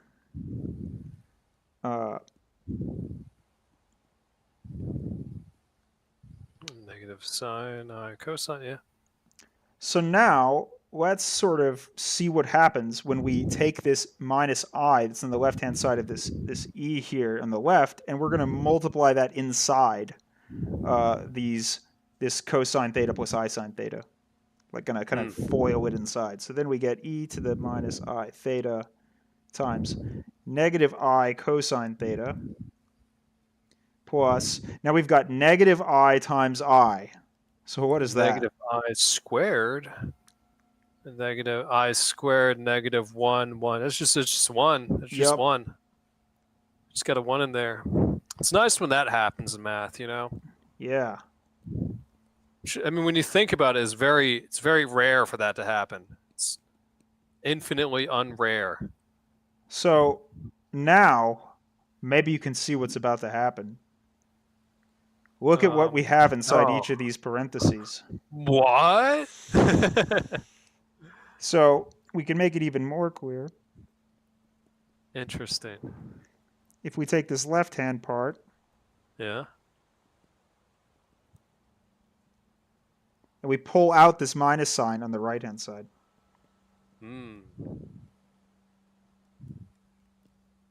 Oh my gosh. So yes. this we're subtracting this thing from itself. Yeah. Oh wait, yeah, I think you missed a sign in there, though. I did. Yeah, now it's good. So this is 0. Okay. Yeah. So now I ask you, we took the derivative of something, and it's 0. What does that mean? It's got to be it's like a flat line, right? Yeah. So what is a flat line? That's just some number. That's just some well, I guess it doesn't mean rational, some real number. It's got to be a real number. Yeah. So it's just some Any constant. real number. Some real number. Doesn't matter which one, actually. Just pick one. That's weird. This is actually, I've never actually seen this proof until now. It's a nice proof. This is a really cool one. I like it. So now we're saying this is some constant. right? Yeah. Because we took its Yeah, you get derivative and that. it's 0.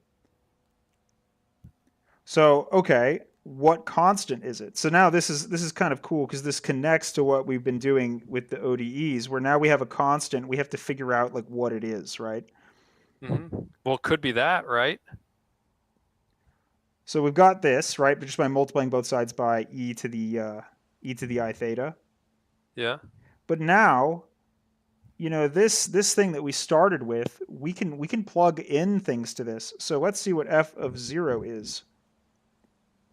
So that's cosine 0 plus I sine 0. Oops, that's a theta. Over e to the I 0. So cosine 0 is 1. Yep. Sine of 0 is 0. So Yep. that I disappears. And I times 0 is 0. So e to the 0 is 1. For those of you who don't remember your trigonometry, the reason why for 0 cosine is 1 and sine is 0 is because they're 90 degrees out of phase. So if you Yeah. look at a circle, then if x-axis and y-axis 90 degrees, circle 1 0, it just works. They're orthogonal. They are orthogonal. Yeah, they're which perfectly orthogonal. Yeah. which is going to kind of come back. That's going to be a very interesting and important fact for us very, very shortly. So You now, say orthogonal, Casey. I say 90 degrees out of phase. We're not the same. well, we'll be coming back to phase. Don't worry. That we're going to come back to that for sure. Yeah, I did see lasers in the title. I don't know how long this is going to run. If we'll get that. We're not getting to tonight, lasers tonight. Definitely not. no. Lasers are further down the road. I mean, it took how many years between the time of Linhard Euler to the invention of the Ruby laser, the first one. I mean, that was many It was a hundreds of while. years. We're going at warp speed in comparison here. So now we found that constant this c that we found has to be equal to 1. Yeah. By plugging in 0 Yeah. for f, just like we did for that ODE. We have this constant, we plug in an initial value, and then that's going to determine We what that did constant has to be. the guess and check, really, is what we did. And then we get this.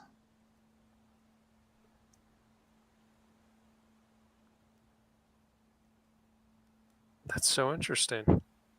It doesn't look like it should work, but I just saw why it does. It's a cool proof. It is. I like it. I've seen other proofs that are a little like weirder. I like this one though. Also trig based, I'm assuming, right? Yeah.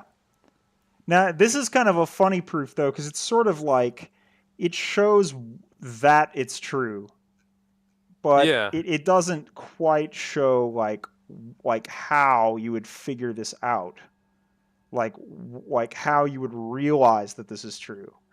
Your name is Linhard Euler, and you're If you're like a mega genius, then yeah. you just have a brain that big. Now there are other ways. There are other ways to show it. They're basically the other ways. The reason why this proof is kind of nice is because the other ways require you to kind of have some idea of like what a complex logarithm is, which we're not going to deal with. But anyway, now I guess this was all an aside, but now what we've got is our function is. You're gonna have to go back and rewrite all of that in blue. That's what the stay after class, clean the erasers, and rewrite all that in blue. So now we have this, right? And oh, sorry, there should be an I there. So now that we have this, we can say that this is in fact Cosine, yeah. Omega, I guess would be in this case, right? Yep. So now we got the negative coefficient in there as well, though, right? Oh, sorry. Yeah, there shouldn't be a minus there. We don't need that. Casey, do I need to be taking charge of the math class? Yeah, you do. You need to take over. So hold on, let me check the viewer count. Oh wait, how's it down to 0? I'm still watching. Our, our Our zero 0 viewers viewers are going to be outraged. are going to be misled. I like this. I'm not signed in. I can't like our stream. I'm sorry, Casey. So Also, now, for some reason, for me on YouTube, I think YouTube is censoring us or something. It's not live anymore for me. interesting. I wonder if there's a. It's in the rotating. We've exceeded our bandwidth allowance for the day. Quite possibly. I think we have. I can't get the update. There might be a limit. No, no, no. It You seems know, like it's it's still live for me. sad when even the YouTube is starting to get rationed. It's hard times, Daddy. So we can kind of see here. Now, there's something here. I'm going to kind of just make an argument, an appeal that this is the case, right? We know Okay. cosine and sine are orthogonal. Now, here we have this I sign, right? Now, we're kind of thinking, well, for our differential equation, though, we actually want real solutions. So That's a reasonable request. my argument is going to be that because sine is orthogonal, and Uh-huh. because this I is here, it really doesn't matter, that Yep. actually we can kind of say we have this. Mm-hmm.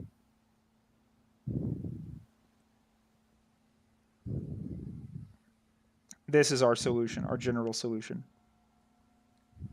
See, I'm actually okay with that. There are other ways to show it, basically, that involve other properties of the complex, like log and the fact that we could have plus minus in certain places. I think I it's the think I kind of thing think you I, can I know see. enough about complex numbers that this is better for me than it would be for most people. And if we look at the But trig functions that we discovered for this, then yeah, it's easy to see these are both independent solutions, and we would get the same thing, yeah, right? This yeah. is But the just relation of the complex number, I guess it's complex number plane to the trig functions are such that they follow that same sort of orthogonal extinction. Correct me if I'm wrong here. I'm just talking on my ass, but they yeah. kind of work the same way when it comes to trigonometric functions compared Well, to the real numbers. and especially here in the complex plane, they're 100% orthogonal because one of them is this one cosine is purely real, and this sine is purely imaginary, Yeah, right? So they're for sure orthogonal. They're literally on different axes of the complex plane. right. So I don't want to waste any more time getting into like exactly why we can Yeah, do we this. could do a whole stream on that really. Yeah, and it would be fun to do so, to talk more about complex numbers. What do you But think, viewers? Vote in the chat yeah, yeah. if you want to see us do a full video on the complex number plane. If I get 10,000 likes, I'll do a We get 10,000 I'll do a likes. stream in the complex analysis. Okay, so we found a solution to our harmonic oscillator equation. Okay, this is a general solution. So we have C1 and C2, these constants, right? This will satisfy. This is a solution. Oh, is this where this exact formula that I used in Phys 1 in my undergraduate came from? That they never taught us how to derive? Yeah. Yeah. That's funny. And notice now I've written this as minus omega squared. Uh-huh. So now what we can do I is, always wondered where it came from, and now I know. I know this is like what's so frustrating too. Like when I was sort of preparing a little for this, reading about oscillators and kind of working through some stuff, you get all these like physics where it's like, oh, okay, this is angular frequency, this is that, and this, and it, but it's like, But but why? why? But why? This is why. This is how it's derived from those just basic Newtonian mechanics. Those like Uh-huh. um, F equals MA. F That's what we equals ma started with. and F equals minus kx. Now we can That's see that all we needed to start with. mass and the spring constant give us the angular frequency. And now we've arrived at the equation determining or that defines the position of undamped harmonic oscillator, correct? Yes. Now there is one more kind of thing to be done maybe, and that would be to say, well, okay, but what about initial position and velocity?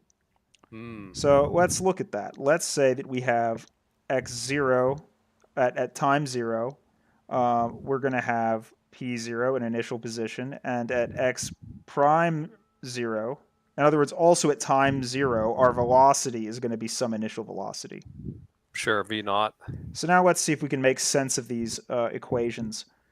So if we substitute x0 into what we have here, our general solution, Well, cosine of 0 is 1.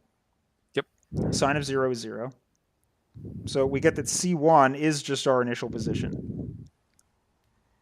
Now, for initial velocity, we're going to have to take that first derivative, and we're going to get minus C1, minus C1 omega sine omega t plus C2 omega cosine omega t. Right? That's just taking the first derivative of this general solution, which we didn't really need to do in the way that we derived it, because we only had a second derivative and a 0th derivative. But when we want to like plug in this initial condition, we kind of have to do it. So now we take x dot of 0. So sine of 0 is 0, and then cosine of 0 is 1. So we get C2 omega equals V naught. So in other words, C2 equals V naught over omega. Right? So now our solution for whatever sort of, initial conditions we want is going to be initial and position. in real life, in this case, omega would be our spring constant, correct? Omega is spring constant divided by mass. Well, omega squared is spring constant divided by mass. Omega actually now is our frequency. Oh, right. Because for a given combination of mass and spring constant, it will have a certain natural frequency. Yes, it's resonant frequency. Well, not quite. No, not quite. Not quite, and you will see why. Well, it in this case actually it is. It is the resonant frequency. It's just that we usually don't talk about resonance in an undamped oscillator because, first of all, with resonance, you kind of need some sort of, in a way, you could say this thing is operating at its resonant frequency at all times. It just goes. Because there's no dampening, yeah. It just goes. Like you set it off and it just goes. Now, one thing though is, let's see, looking at this, if our initial position is 0 and our initial velocity is 0, in other words, if it's at rest, it will stay at rest. Correct. Both of these go to 0. We just have x equals 0, which of course satisfies our differential equation. The second derivative of 0 is 0. And satisfies what we know about real life too. You know, if you have a oscillator and there's no force acting on it, it's not going to oscillate. And satisfies Newton's whatever law. I also can't remember the numbering scheme. An object at rest will stay at rest. Rest until acted upon by an outside force. Inertia. So okay, this is it, right? You could now take this, and for any initial position you want and any initial velocity you want, plug those values in and graph the equation of motion and see exactly what it's going to do forever. So now, that's a simple harmonic oscillator. So now let's look at a damped harmonic oscillator. And this will go more quickly because we have some of the machinery in place already. We kind of know what we're looking for. And then, once you start damping things, things get a little interesting. So we know that our undamped, just like normal harmonic oscillator, is going to look like this. Right? And we're going to keep, now that we have this nice omega representing our frequency, we're going to keep using that. Because there's no reason not to. We don't need to look at things in terms of spring constant and mass anymore, because what we get is just going to be kind of dependent on that ratio, right? And that determines our frequency. So now we want to introduce a damping term. Damping is basically like... So what you're saying is, instead of looking at the constants, we can actually just look at the entire functions. Yes, and the ratio. Hence, the power of differential equations. And now we want to add a certain... friction term. Sluggishness to it. Yeah. And friction is proportional to velocity. I believe the term for springs in this case, the engineering term, correct me if I'm wrong, viewers, just let me know in chat, would be hysteresis. Yeah, it returns back to where it was. So we have some friction term that's proportional to velocity, right? Now, they call this damping because when you're looking at electronic oscillators or other things, it may not be exactly, correct to call it friction. It could kind of be something else. Um, I think so they still call it hysteresis in that case. another way that we could write this is like this, just by rearranging things. Well, I'll write it like this.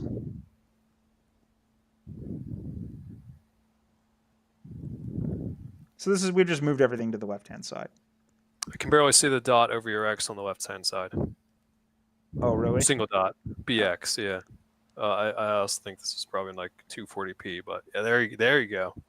Okay, I'll remember to make this bigger. I could make my whole pen size a little bigger. Do you think that would help? We should probably ask chat Yeah, what they let's think. ask chat. Okay, I'm just going to start doing that. All right. Well, So, I got some super chats we need to read. $0 from nobody. Thanks for the stream.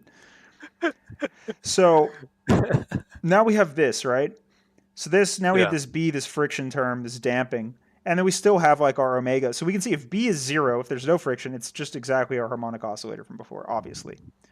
Yep. So now The ones you all did in Phys 1. I know some kids are probably watching through VPNs, so it doesn't show up on YouTube. yeah, I For gotta all of you out there. disguise your activity. So now let's use the same kind of method that worked so nicely for us in the past, which is this sort of guess and check using this exponential function. Yeah, 'Cause just send the Linhard in. yeah, Euler's identity really will clutch us like out of this. It will carry you. It will carry. As It's a kids hard say. carry. It's a hard carry. So now what we have, if we plug all this in, we get r squared e to the rt plus br e to the rt plus omega squared e to the rt equals 0. Oh, I've seen this before. When they try to teach dumb people who are not math majors, not geologists, other people, differential equations, they say, okay, this is the way you do it. You have x equal to rt, x dot equal to e r to the e to the rt, So x2 dot. Yeah, I remember this now. Sorry. this method is called I forgot. I think this might be the method of undetermined coefficients. I don't know. When I I taught this think class, I you're used right. to know, Yeah. but now I don't. So we can divide out e to the rt because it's never 0. So now Correct. we're left with this. It is a positive real in all cases. So now, interestingly, we have a polynomial. This is like a quadratic equation there, right? And we could just sort of find its roots. Mm-hmm. So how do we find the roots of something like this in general? Well, there's the quadratic formula. Or we can proceed by completing the square, which I like better.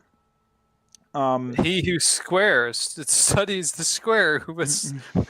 Shit, what is it? You must study at the square.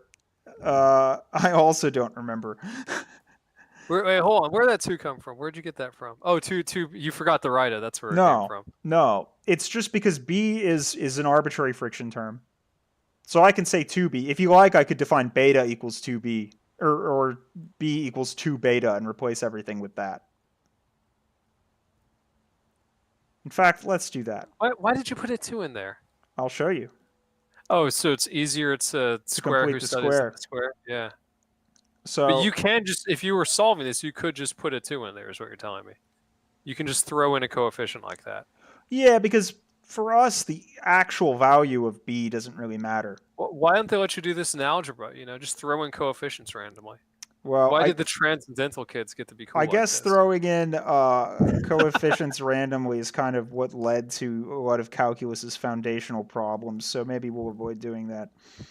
So we'll do it like this. We're gonna let that'd be a good subject for a history stream. The foundational problems of early calculus. It would. I'd love to talk. Because there were many. That. I mean, we kind of covered that briefly in the last proto stream. With what was that? What was that church guy's name? George Berkeley. George Berkeley. That's right. He was mad. He was mad. So completing the square, let's just sort of explain how that works. So if we have this thing here and we want to factor this, and you can actually derive the quadratic formula from this very easily. Really? Okay. And I can show you how to do that at some point. But basically, what I want to do, I'm just going to notice we're going to ignore this omega squared, and we're just going to look at this r squared plus 2 beta r, right? So we Yeah. got this thing. So let's just see what happens when we square this. So we get r squared plus 2 beta Two r beta plus R. beta Yeah. squared. Yep. So now we can think, well, what's the difference between this expression and that one that we kind of started with? This one here that we're really interested in. Right. So what we could then do is we Got could a say, well, two this guy PR. up Yeah. here is really equal. Beta R. Sorry. This is really equal to r plus beta squared minus the kind of difference between these two. So I could say R minus squared. Right. beta squared minus omega squared. Yeah. Yeah. Yeah. Yeah. Right? Because then this minus goes inside, we get the plus beta squared back, and then this minus beta squared takes care of the one that comes out of foiling this. Yeah. Right? So now we can actually solve for r squared.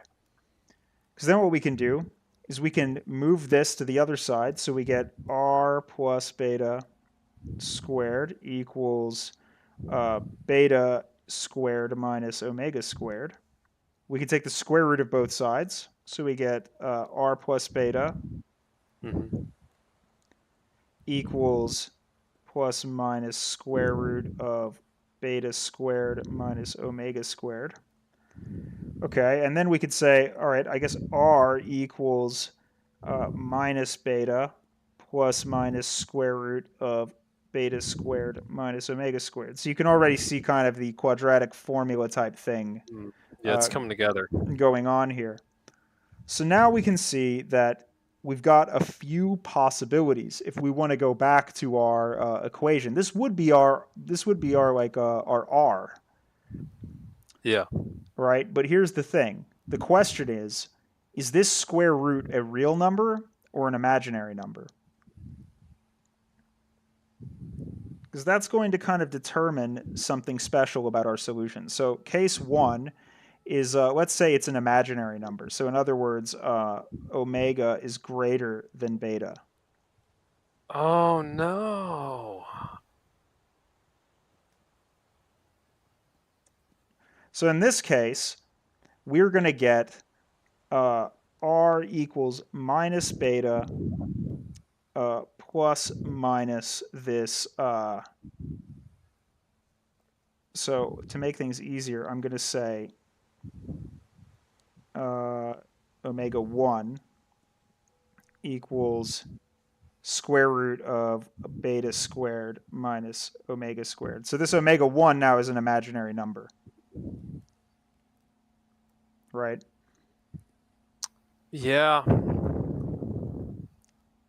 So in that case, e to the r t is going to be e to the minus beta plus omega 1 t.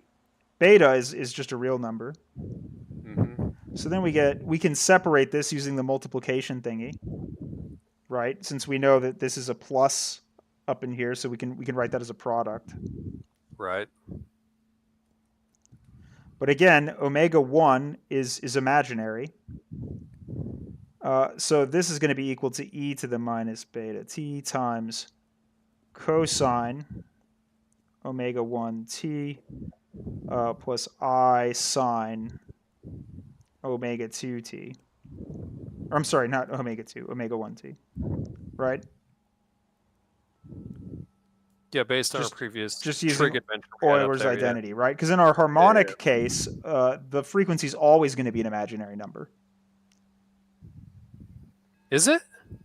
Yeah, because our frequency before, using this same approach, we need x double dot equals negative omega squared x. So that means that we need the square root of a negative number to make that happen. Yeah. like if we go, where did we do it? So long ago.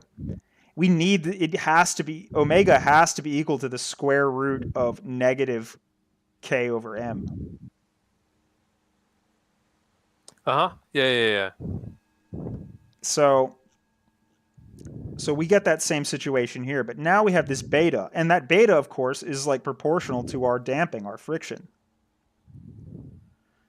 So this situation where where omega is greater than beta is called underdamped.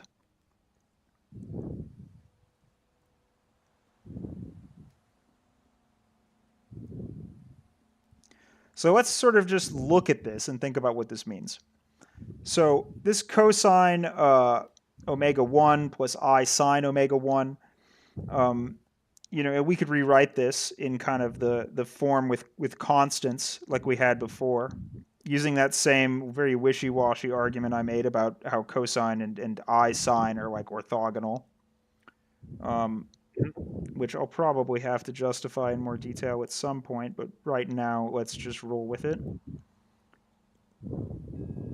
This would be like our particular, our general solution, right? Subject to those same initial conditions that we would stuff in there as we did before.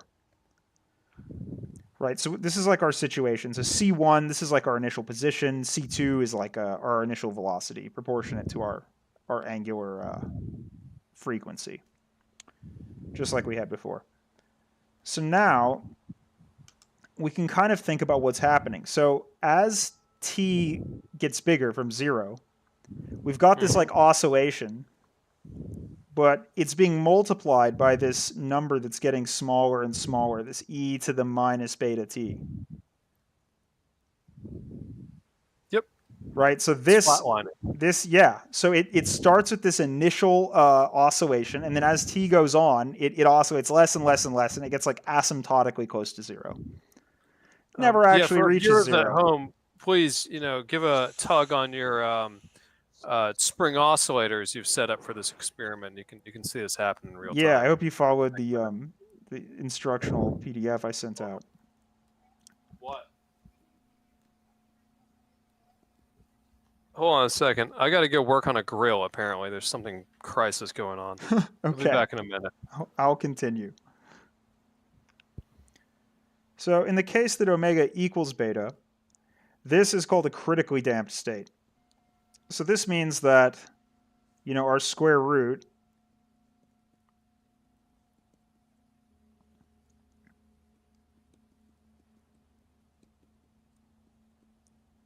is equal to 0. So then we just have e to the rt, or r, is just going to be minus beta, right? Because this part, the square root that we were plussing and minusing, is equal to 0. So now we just have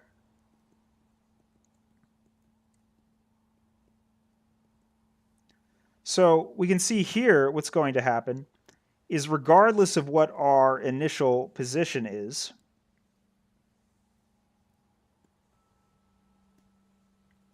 let's say we started up here, right? Because this C1 is equal to our initial position. As we can see, if we plug that into the kind of initial condition, whatever it is, it's just going to kind of slowly go down toward the equilibrium, right? It kind of as fast as possible in a way. So that's the critically damped case. In terms of designing real-life oscillators, the critically damped case is kind of what we want if, for example, we're trying to design a door that's going to swing closed and not like overswing. Right, so now we can look at case 3, the only remaining case. So case 3 is when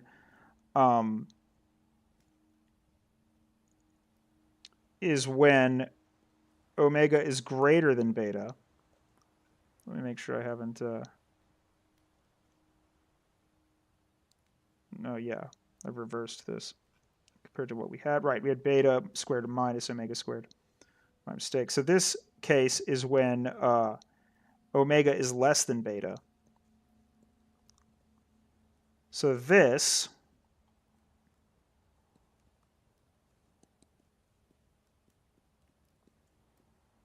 is a real number. So then we have e to the RT equals e to the minus beta plus minus square root of beta squared minus omega squared. And I'll mention offhand here that part of the reason why we have this sine cosine thing, as we showed before, does come from the fact that even if we have an imaginary number, this plus minus thing is still there, and then we get like the sine and the cosine. The imaginary parts kind of go away. But I didn't feel like doing that whole derivation. You can try it yourself with plus minus, and you'll see what I mean if you consider this to be an imaginary number.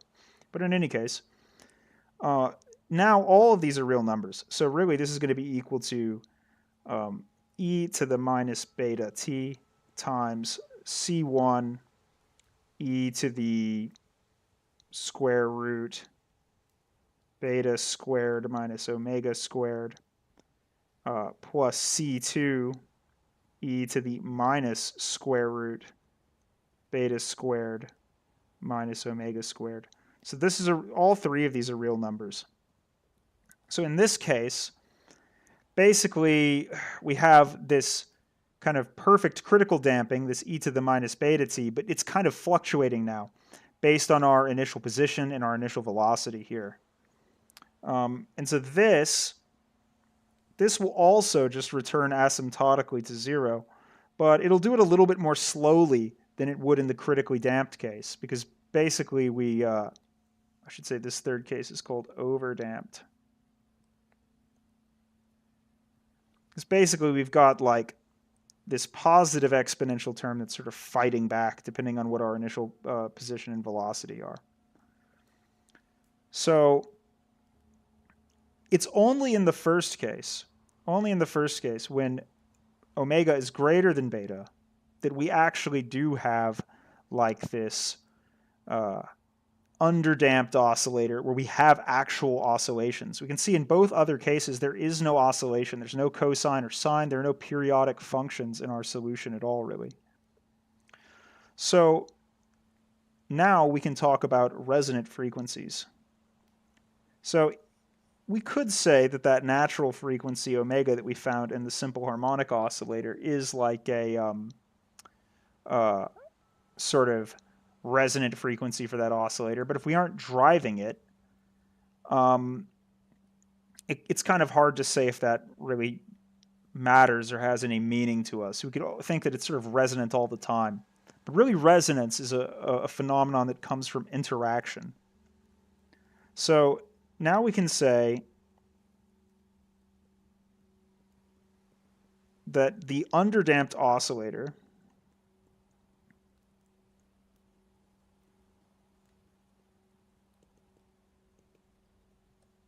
given by this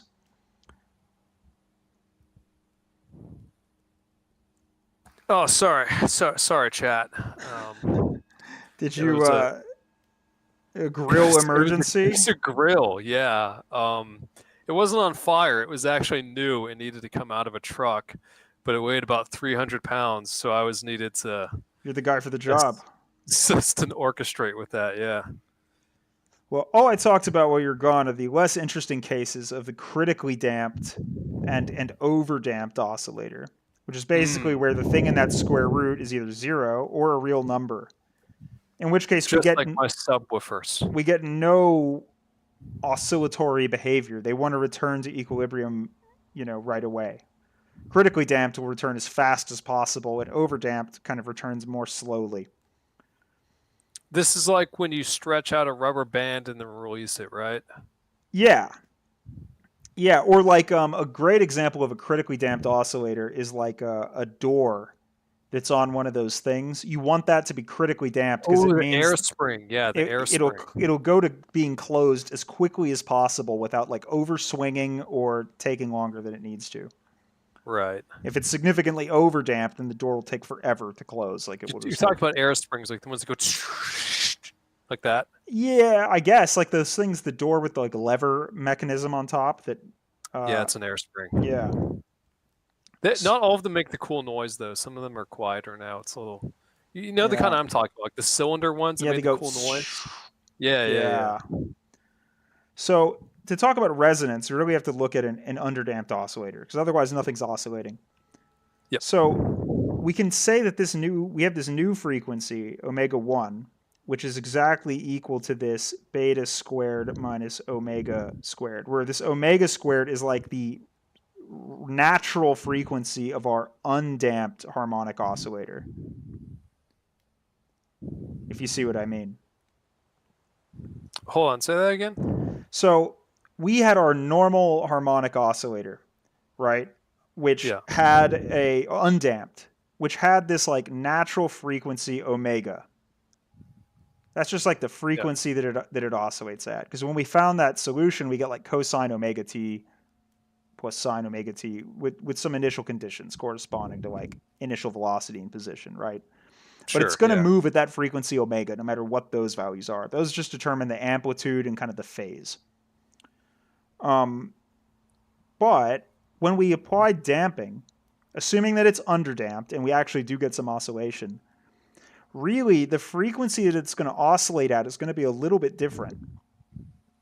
It's going to be this omega 1 because the damping is like slowing down the oscillation. Not only is it making the amplitude go down, but it's having an effect on the Changes the frequency. frequency, yeah, the Yeah. wavelength, what have you.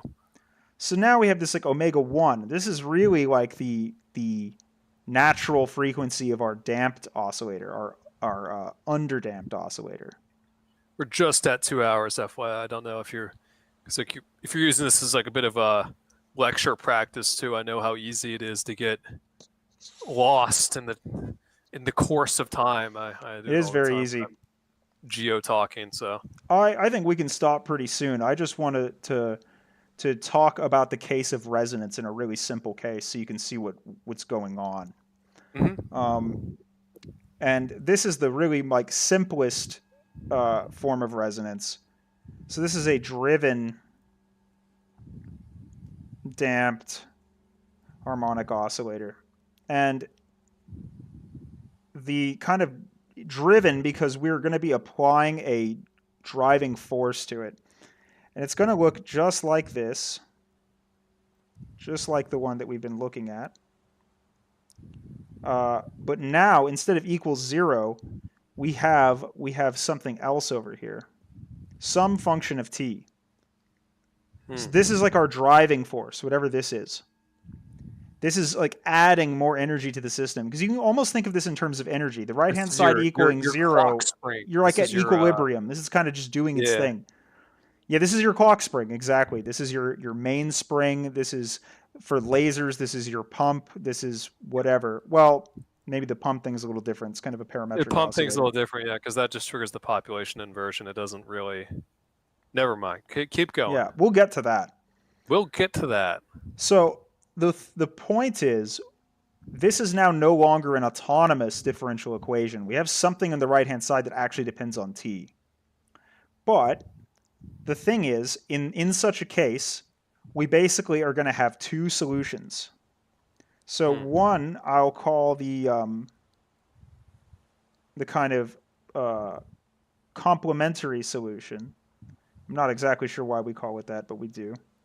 So this is the solution for when the right-hand side is 0. So this all comes back to the fact that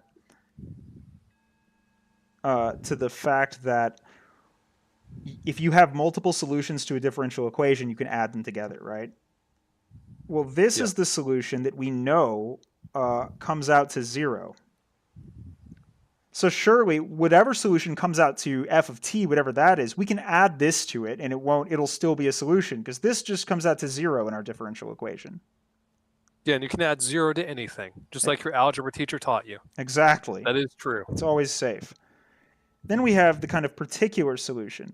And this is the one that where we get that basically satisfies this right-hand side.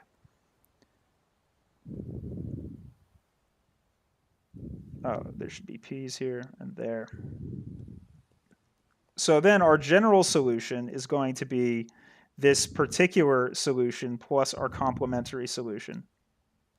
So we're just combining them together. We're saying, and in engineering terms, we could kind of think of one of these is like transient behavior and the other is like steady state behavior.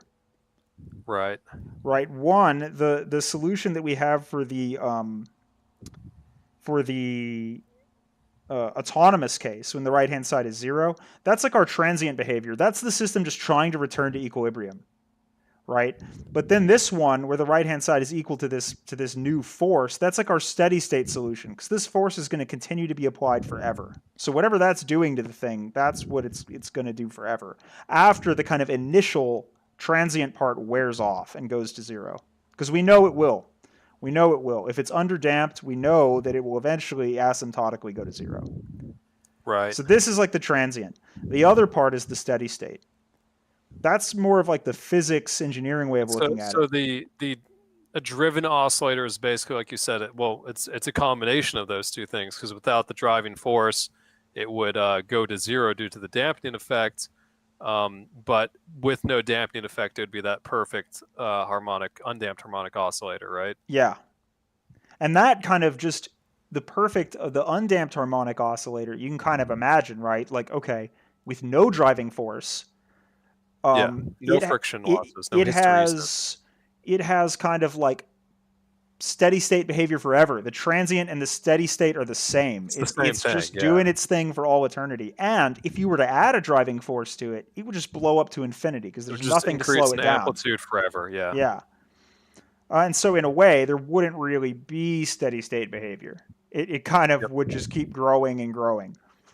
So now, if we want to find the solution to this, now we actually can do this for whatever function we put on the right hand side here, whatever function of t, it's okay. But it's for the purposes of examining resonance, it's more interesting if we consider it to be kind of a sinusoidal driving force. We'll say cosine. And I'll write this with like WR of t. So this is omega R of t. It's not a W. So, and we could even put like an amplitude of some kind on this, like alpha, right? So this is like our driving force. Alpha is just scaling this to be bigger or smaller. It's And just then our scaling coefficient. and then we have some frequency here, which we're going to call omega R, foreshadowing some like resonance, you know. Hmm. Um, and now we're going to say, okay, how would we find this like particular solution? Well, again, we're going to go back to our old friend using kind of this Eulerian method, um, and see what we get. What we're basically going to get is something hmm, kind of similar to what we had before. We're basically going to say, I'm trying to think if this is the best way to do this. Yeah, I think it's okay. So what we want to do is, let me make sure I do this part right. Okay, let's try plugging this in. Let's just see what happens. So we're going to get r squared e to the rt plus 2 beta r e to the rt plus omega squared equals alpha cosine omega r t. So now we can kind of see that like we already know what frequencies we're going to get from this, basically. So we know just from our previous analysis, oh, sorry, this should be like this, and then this should be e to the rt. Yeah. So we kind of already know what frequencies we're going to get from this from our like previous analysis of this. So really what we want is that r squared, or r, which is going to be equal to negative b plus minus omega 1, which remember omega 1 is defined to be the square root of beta squared minus omega squared. So this is the natural frequency of our damped system, right? So really what we're going to get is we're going to get our thing oscillating just like this. Let me see here.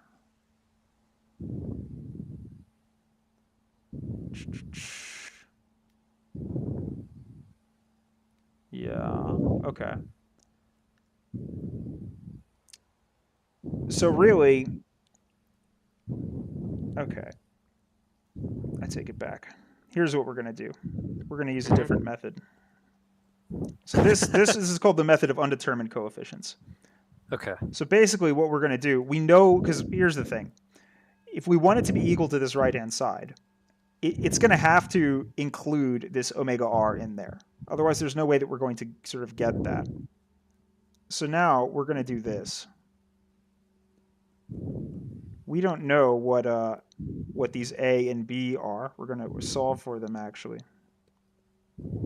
Right, so then if we take x dot, it's going to be minus a omega r sine omega r t plus b omega r cosine omega rt. And then our second derivative is just going to be minus a omega r squared cosine. And then what we're going to do is just figure out what these a and b have to be to actually give us like our alpha on the right-hand side. And our driving force could have been a sine function as well. We'll see that it actually won't really make a difference. This should be Which minus. alpha? The alpha on our... Oh, no. Whoa, I thought OneNote was about to crash. Still might be about to. Certainly having a hard time.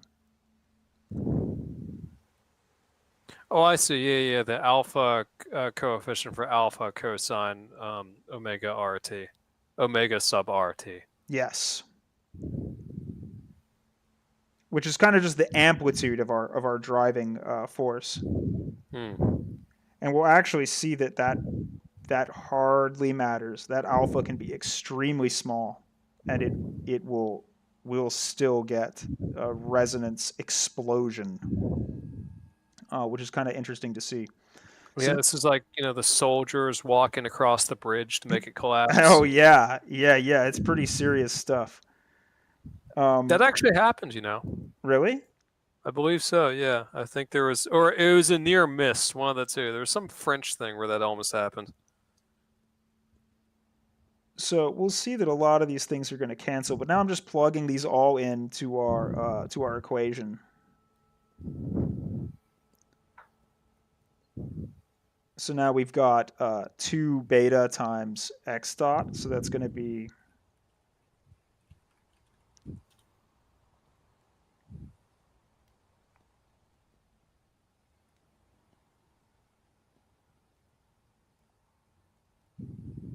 Yeah, apparently April 12th, 1831. Detachment of 74 men returned to barracks in Salford by way of bridge. by way of bridge. I like that. The soldiers who were marching abreast felt it begin to vibrate in time with their footsteps. That's got to be kind of terrifying. Yeah. Oh, no, there's a different one, too. That's a completely different one. This is the one I was thinking about. This was the perhaps appropriately named Angers Bridge, a suspension bridge over the Main River in Angers, France. Wow. Bridge collapsed on 16th of April, 1850, while a battalion of French soldiers was marching across it, killing over 200 of them. This is a big bridge. 335 foot span. That's 102 meters for our European viewers. That's quite impressive, I have to say. It's pretty good. I mean, to think like... However, their efforts to match the swaying and keep their balance may have caused them to involuntarily march with the same cadence, causing resonance. In any that's case, the oscillation increased. they Wow. became phase locked. Math in action. Yeah, they really did. Well, this was after they'd been told to break march, too. As usual in crossing that bridge, this was a known issue with this bridge. The soldiers had been ordered to break step and space themselves farther apart than normal, but it started resonating just a little bit, which apparently caused them to, you know, like you said, phase lock to the bridge to That's fatal results. that's quite terrifying, isn't it? Like Yeah. math in action. Okay, here we go. So we're about to see resonance uh, occurring before our very eyes. So this is a little tedious here, but what I've done is I've just taken these three derivatives. So what I've done is I'm saying, okay, I know that our particular solution, like if we want it to be alpha cosine omega RT, it has to have omega RT inside the cosine. There's no other way that we're going to possibly get that other than with some weird like double angle stuff, which we're not going to do yet. So I'm going to say that, all right, I'm just going to guess. Again, this is basically a guessing method to say my solution is going to be probably some coefficient times cosine omega RT plus some coefficient times sine omega RT. The reason that I include both is because I know x dot is going to like flip them around. So in order to get them all to cancel, we pretty much need all of them. So now I've factored all of the cosine terms like out. I've taken all the coefficients of cosine omega RT whenever I like added all of those together in our equation. And then I'm going to do the same thing with the sine terms. And what's going to happen from this is we're going to get like a system of equations that we can solve for a and b. And so this is kind of a cool method. This is called the method of undetermined coefficients, I think. And I need to make sure, yeah, that's fine. But there are no sine terms in the right-hand side of our equation, so that basically gives us that minus a omega r squared plus 2 beta b omega r, forgot that, plus omega squared a, where omega is the natural, like original driving frequency of our thing, equals alpha. And then we have minus b omega r squared minus 2 beta a omega r plus omega squared b equals 0. So now we're kind of in a position where we can see what effect omega r is going to have like on our system, how it's going to have a relationship with these other things. Because now we'll notice that on the bottom, in this bottom equation, omega r, this thing is like a polynomial in omega r, right? So we can again kind of do our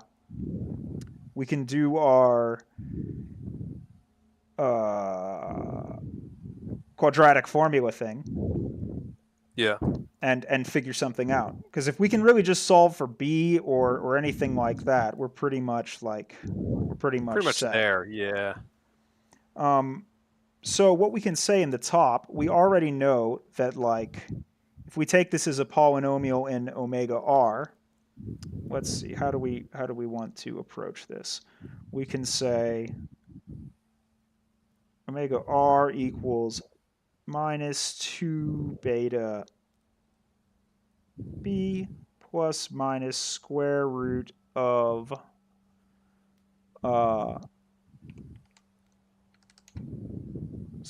plus minus square root of 4 beta squared b squared minus 4 AC, which in our case is going to be plus 4 a squared omega squared over negative 2 a. All right, so Is that useful to us? These are going to be the zeros. So maybe that's not so useful to us. But we can see in the bottom, if b equals 0, then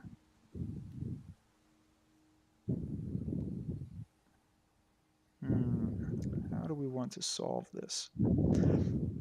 If we add these together,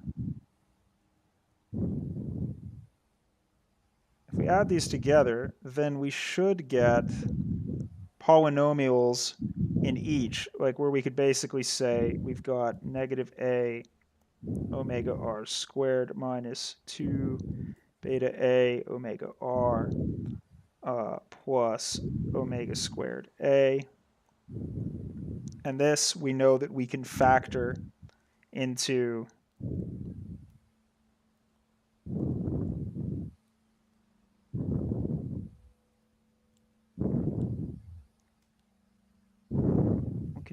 this.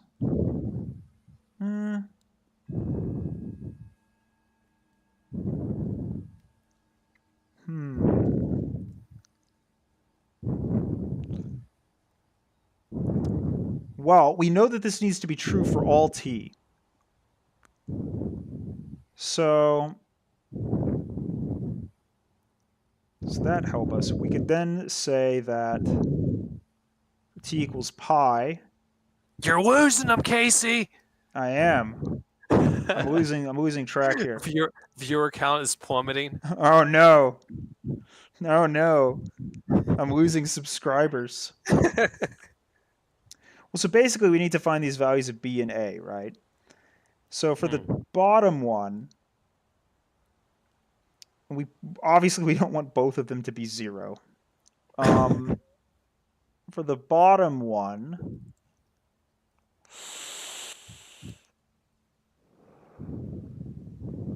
we can say, I think this is actually gonna be like in terms of sign, most likely. A might be 0 and B might not be. Suppose A is 0. Then we have 2 beta B omega R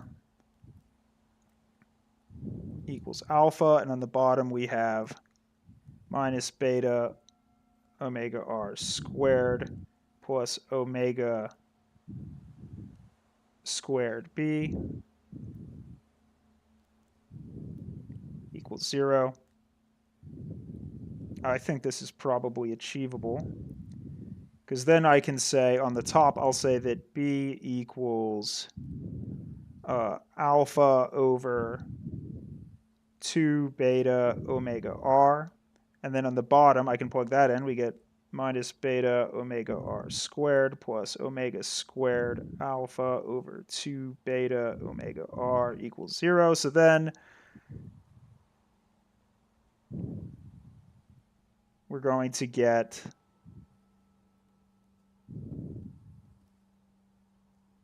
then we're going to get this. I think this is okay.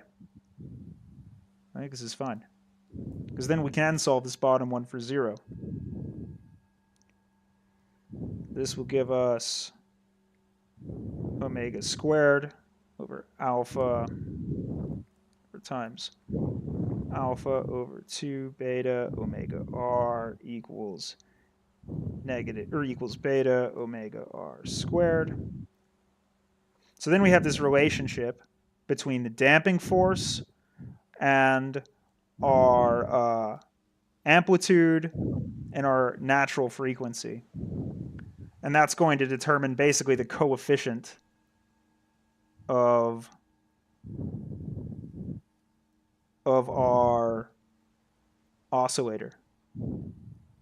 Is that sort of like the minimum amplitude we have to put in to get it to resonate?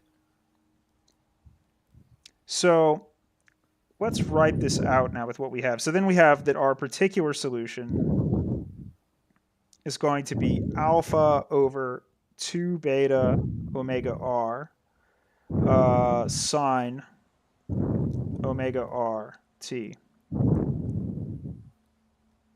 And yeah, I think this is going to work.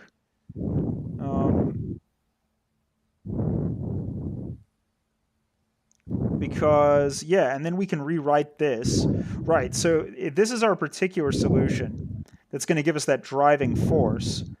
But if omega r is equal to this omega 1, which we defined as the square root of beta squared minus the natural driving frequency, then what happens? What we're going to get at our driving frequency here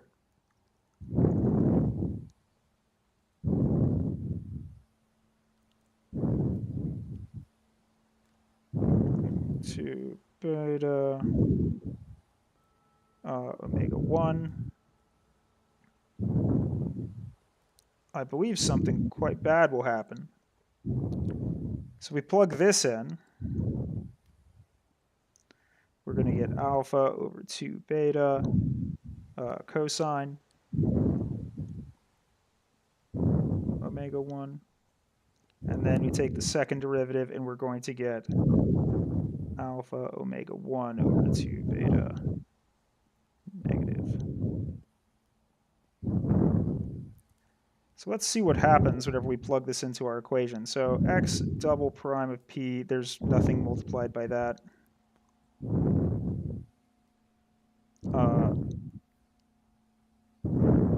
So putting that into our thing, we're going to get this.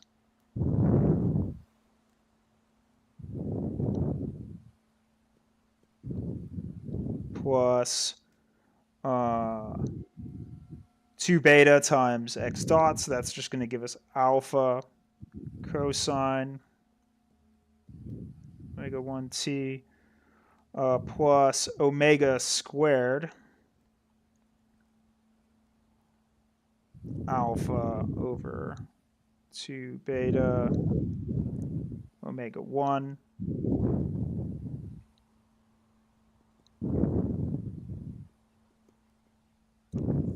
And this, since we have this relationship where we can say omega is actually just equal to, or omega squared is equal to beta squared minus omega 1 squared, but just by squaring this and subtracting, or it'll actually be flipped. Omega squared equals omega 1 squared minus beta squared, so then we can plug that in on the right-hand side here.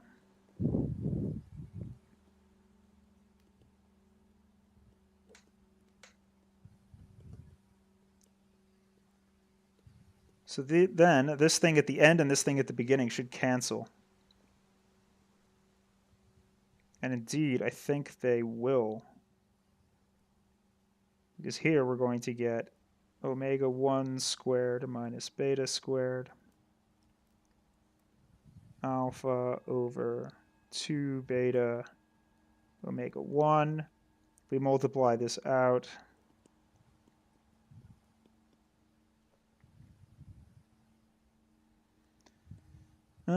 we're going to get... Oh, we didn't even need to go through this, I think, this last part, because we already know that omega 1 is defined in those terms. So I think I'm missing like a beta squared somewhere up in the top, but it doesn't really matter so much. Because actually, yeah, I think having it down here is enough. It's just a matter of rewriting it. Anyway, it's possible I messed up some of the details in this. It doesn't really matter. The point is, though, that in our final solution, we're going to get steady state behavior where of this alpha cosine omega 1 of t. And if that's combining with the transient behavior that we got from the zero solution, basically it's just going to grow forever. Just in the same way, it's basically canceling out the damping. and growing forever, the same way that our harmonic oscillator would if we gave it a driving force, Just like the bridge. just like the bridge. I just want you to know it happened again. The Millennium Bridge, built in 2000, uh, nicknamed the Wobbly Bridge. The wobbly bridge. Yeah, yeah, yeah. Let me read you the excuse they came up with. Let's see. As any bridge with a lateral frequency modes of less than 1.3 hertz and sufficiently low mass, could similar pedestrian loading. Yeah, you apparently don't want to make a pedestrian bridge with a lateral resonance frequency of less, or any lateral resonant frequent, any modes less than 1.3 hertz, because I guess it's possible for a structure like that to have multiple resonant modes, which makes sense. Yeah. Yeah, I think they. Yeah, the vibration was attributed to an under-researched phenomenon. It's interesting. This phenomenon has been going on for hundreds of years, yet remains under-researched. Hey, it's Allegedly, it's allegedly. tricky when you get into like the physical problems Well, like okay, I this. guess this is why. Whereby pedestrians crossing a bridge that has a lateral sway, this is that lateral resonant frequency, have an unconscious tendency to match their footsteps to the sway, exacerbating it. So just like the soldiers, even if they start marching across it, in a disorganized, asynchronous manner, that lateral oscillation will, I guess it makes sense because your feet are on your left and your right, cause you to phase lock with it, as it were. Yeah, it's sort of like natural. It's funny because you can think of it as the interaction of two kind of dynamical systems where it's like the bridge is swaying, but you as a human have a sense of equilibrium. Try and stay Like you're upright. trying to Yeah, stay so you're upright, gonna you're gonna and that match is that actually sway. causing you to phase lock with the bridge and enter into resonance. If you didn't care about falling over, you wouldn't phase lock because you would Yeah, just just let topple the over. bridge toss you around. It's fine. Don't try and counteract it. But you want to stay upright, and that's going to basically force you into like a coupling with this other oscillator. You And become a another coupled interesting, oscillator. very very orthogonal example of that sort of behavior is pilot-induced oscillations in aircraft, where it's the Mm. same sort of thing. There's an oscillation, aerodynamic flutter in most cases, that's going to cause an oscillation in the aircraft, and then the pilot attempting to correct that oscillation ends up just phase locking with it and amplifying it. And this has actually taken down quite a few aircraft. Wow. Man, resonance is pretty cool. It's pretty Yeah, interesting yeah. stuff. Or the motorcycle. You've seen the where they like will pop up on a wheelie and then they go back Oh, down and it terrifying. just Yeah, yeah, goes yeah. into a death wobble. The death wobble. That is And pretty again, that's terrifying. another example of where very often the rider is actually making it worse by trying to counteract that oscillation. They just, again, they end up being a driver. It's a driven oscillator at that point. So I think we should probably stop here. I'm not happy with this stuff at the end here. This derivation of Yeah, the you dropped the beta somewhere. I've been looking for it. I can't yeah. figure out where it went. But Something went wrong, but I'll figure it out before the next stream and we'll come back to it. Because I think really now that we've talked about the dampened stuff, we're at a point where we can really discuss like resonance. So, and I think it'd be interesting next time to talk about like first of all, figure this out and do it properly.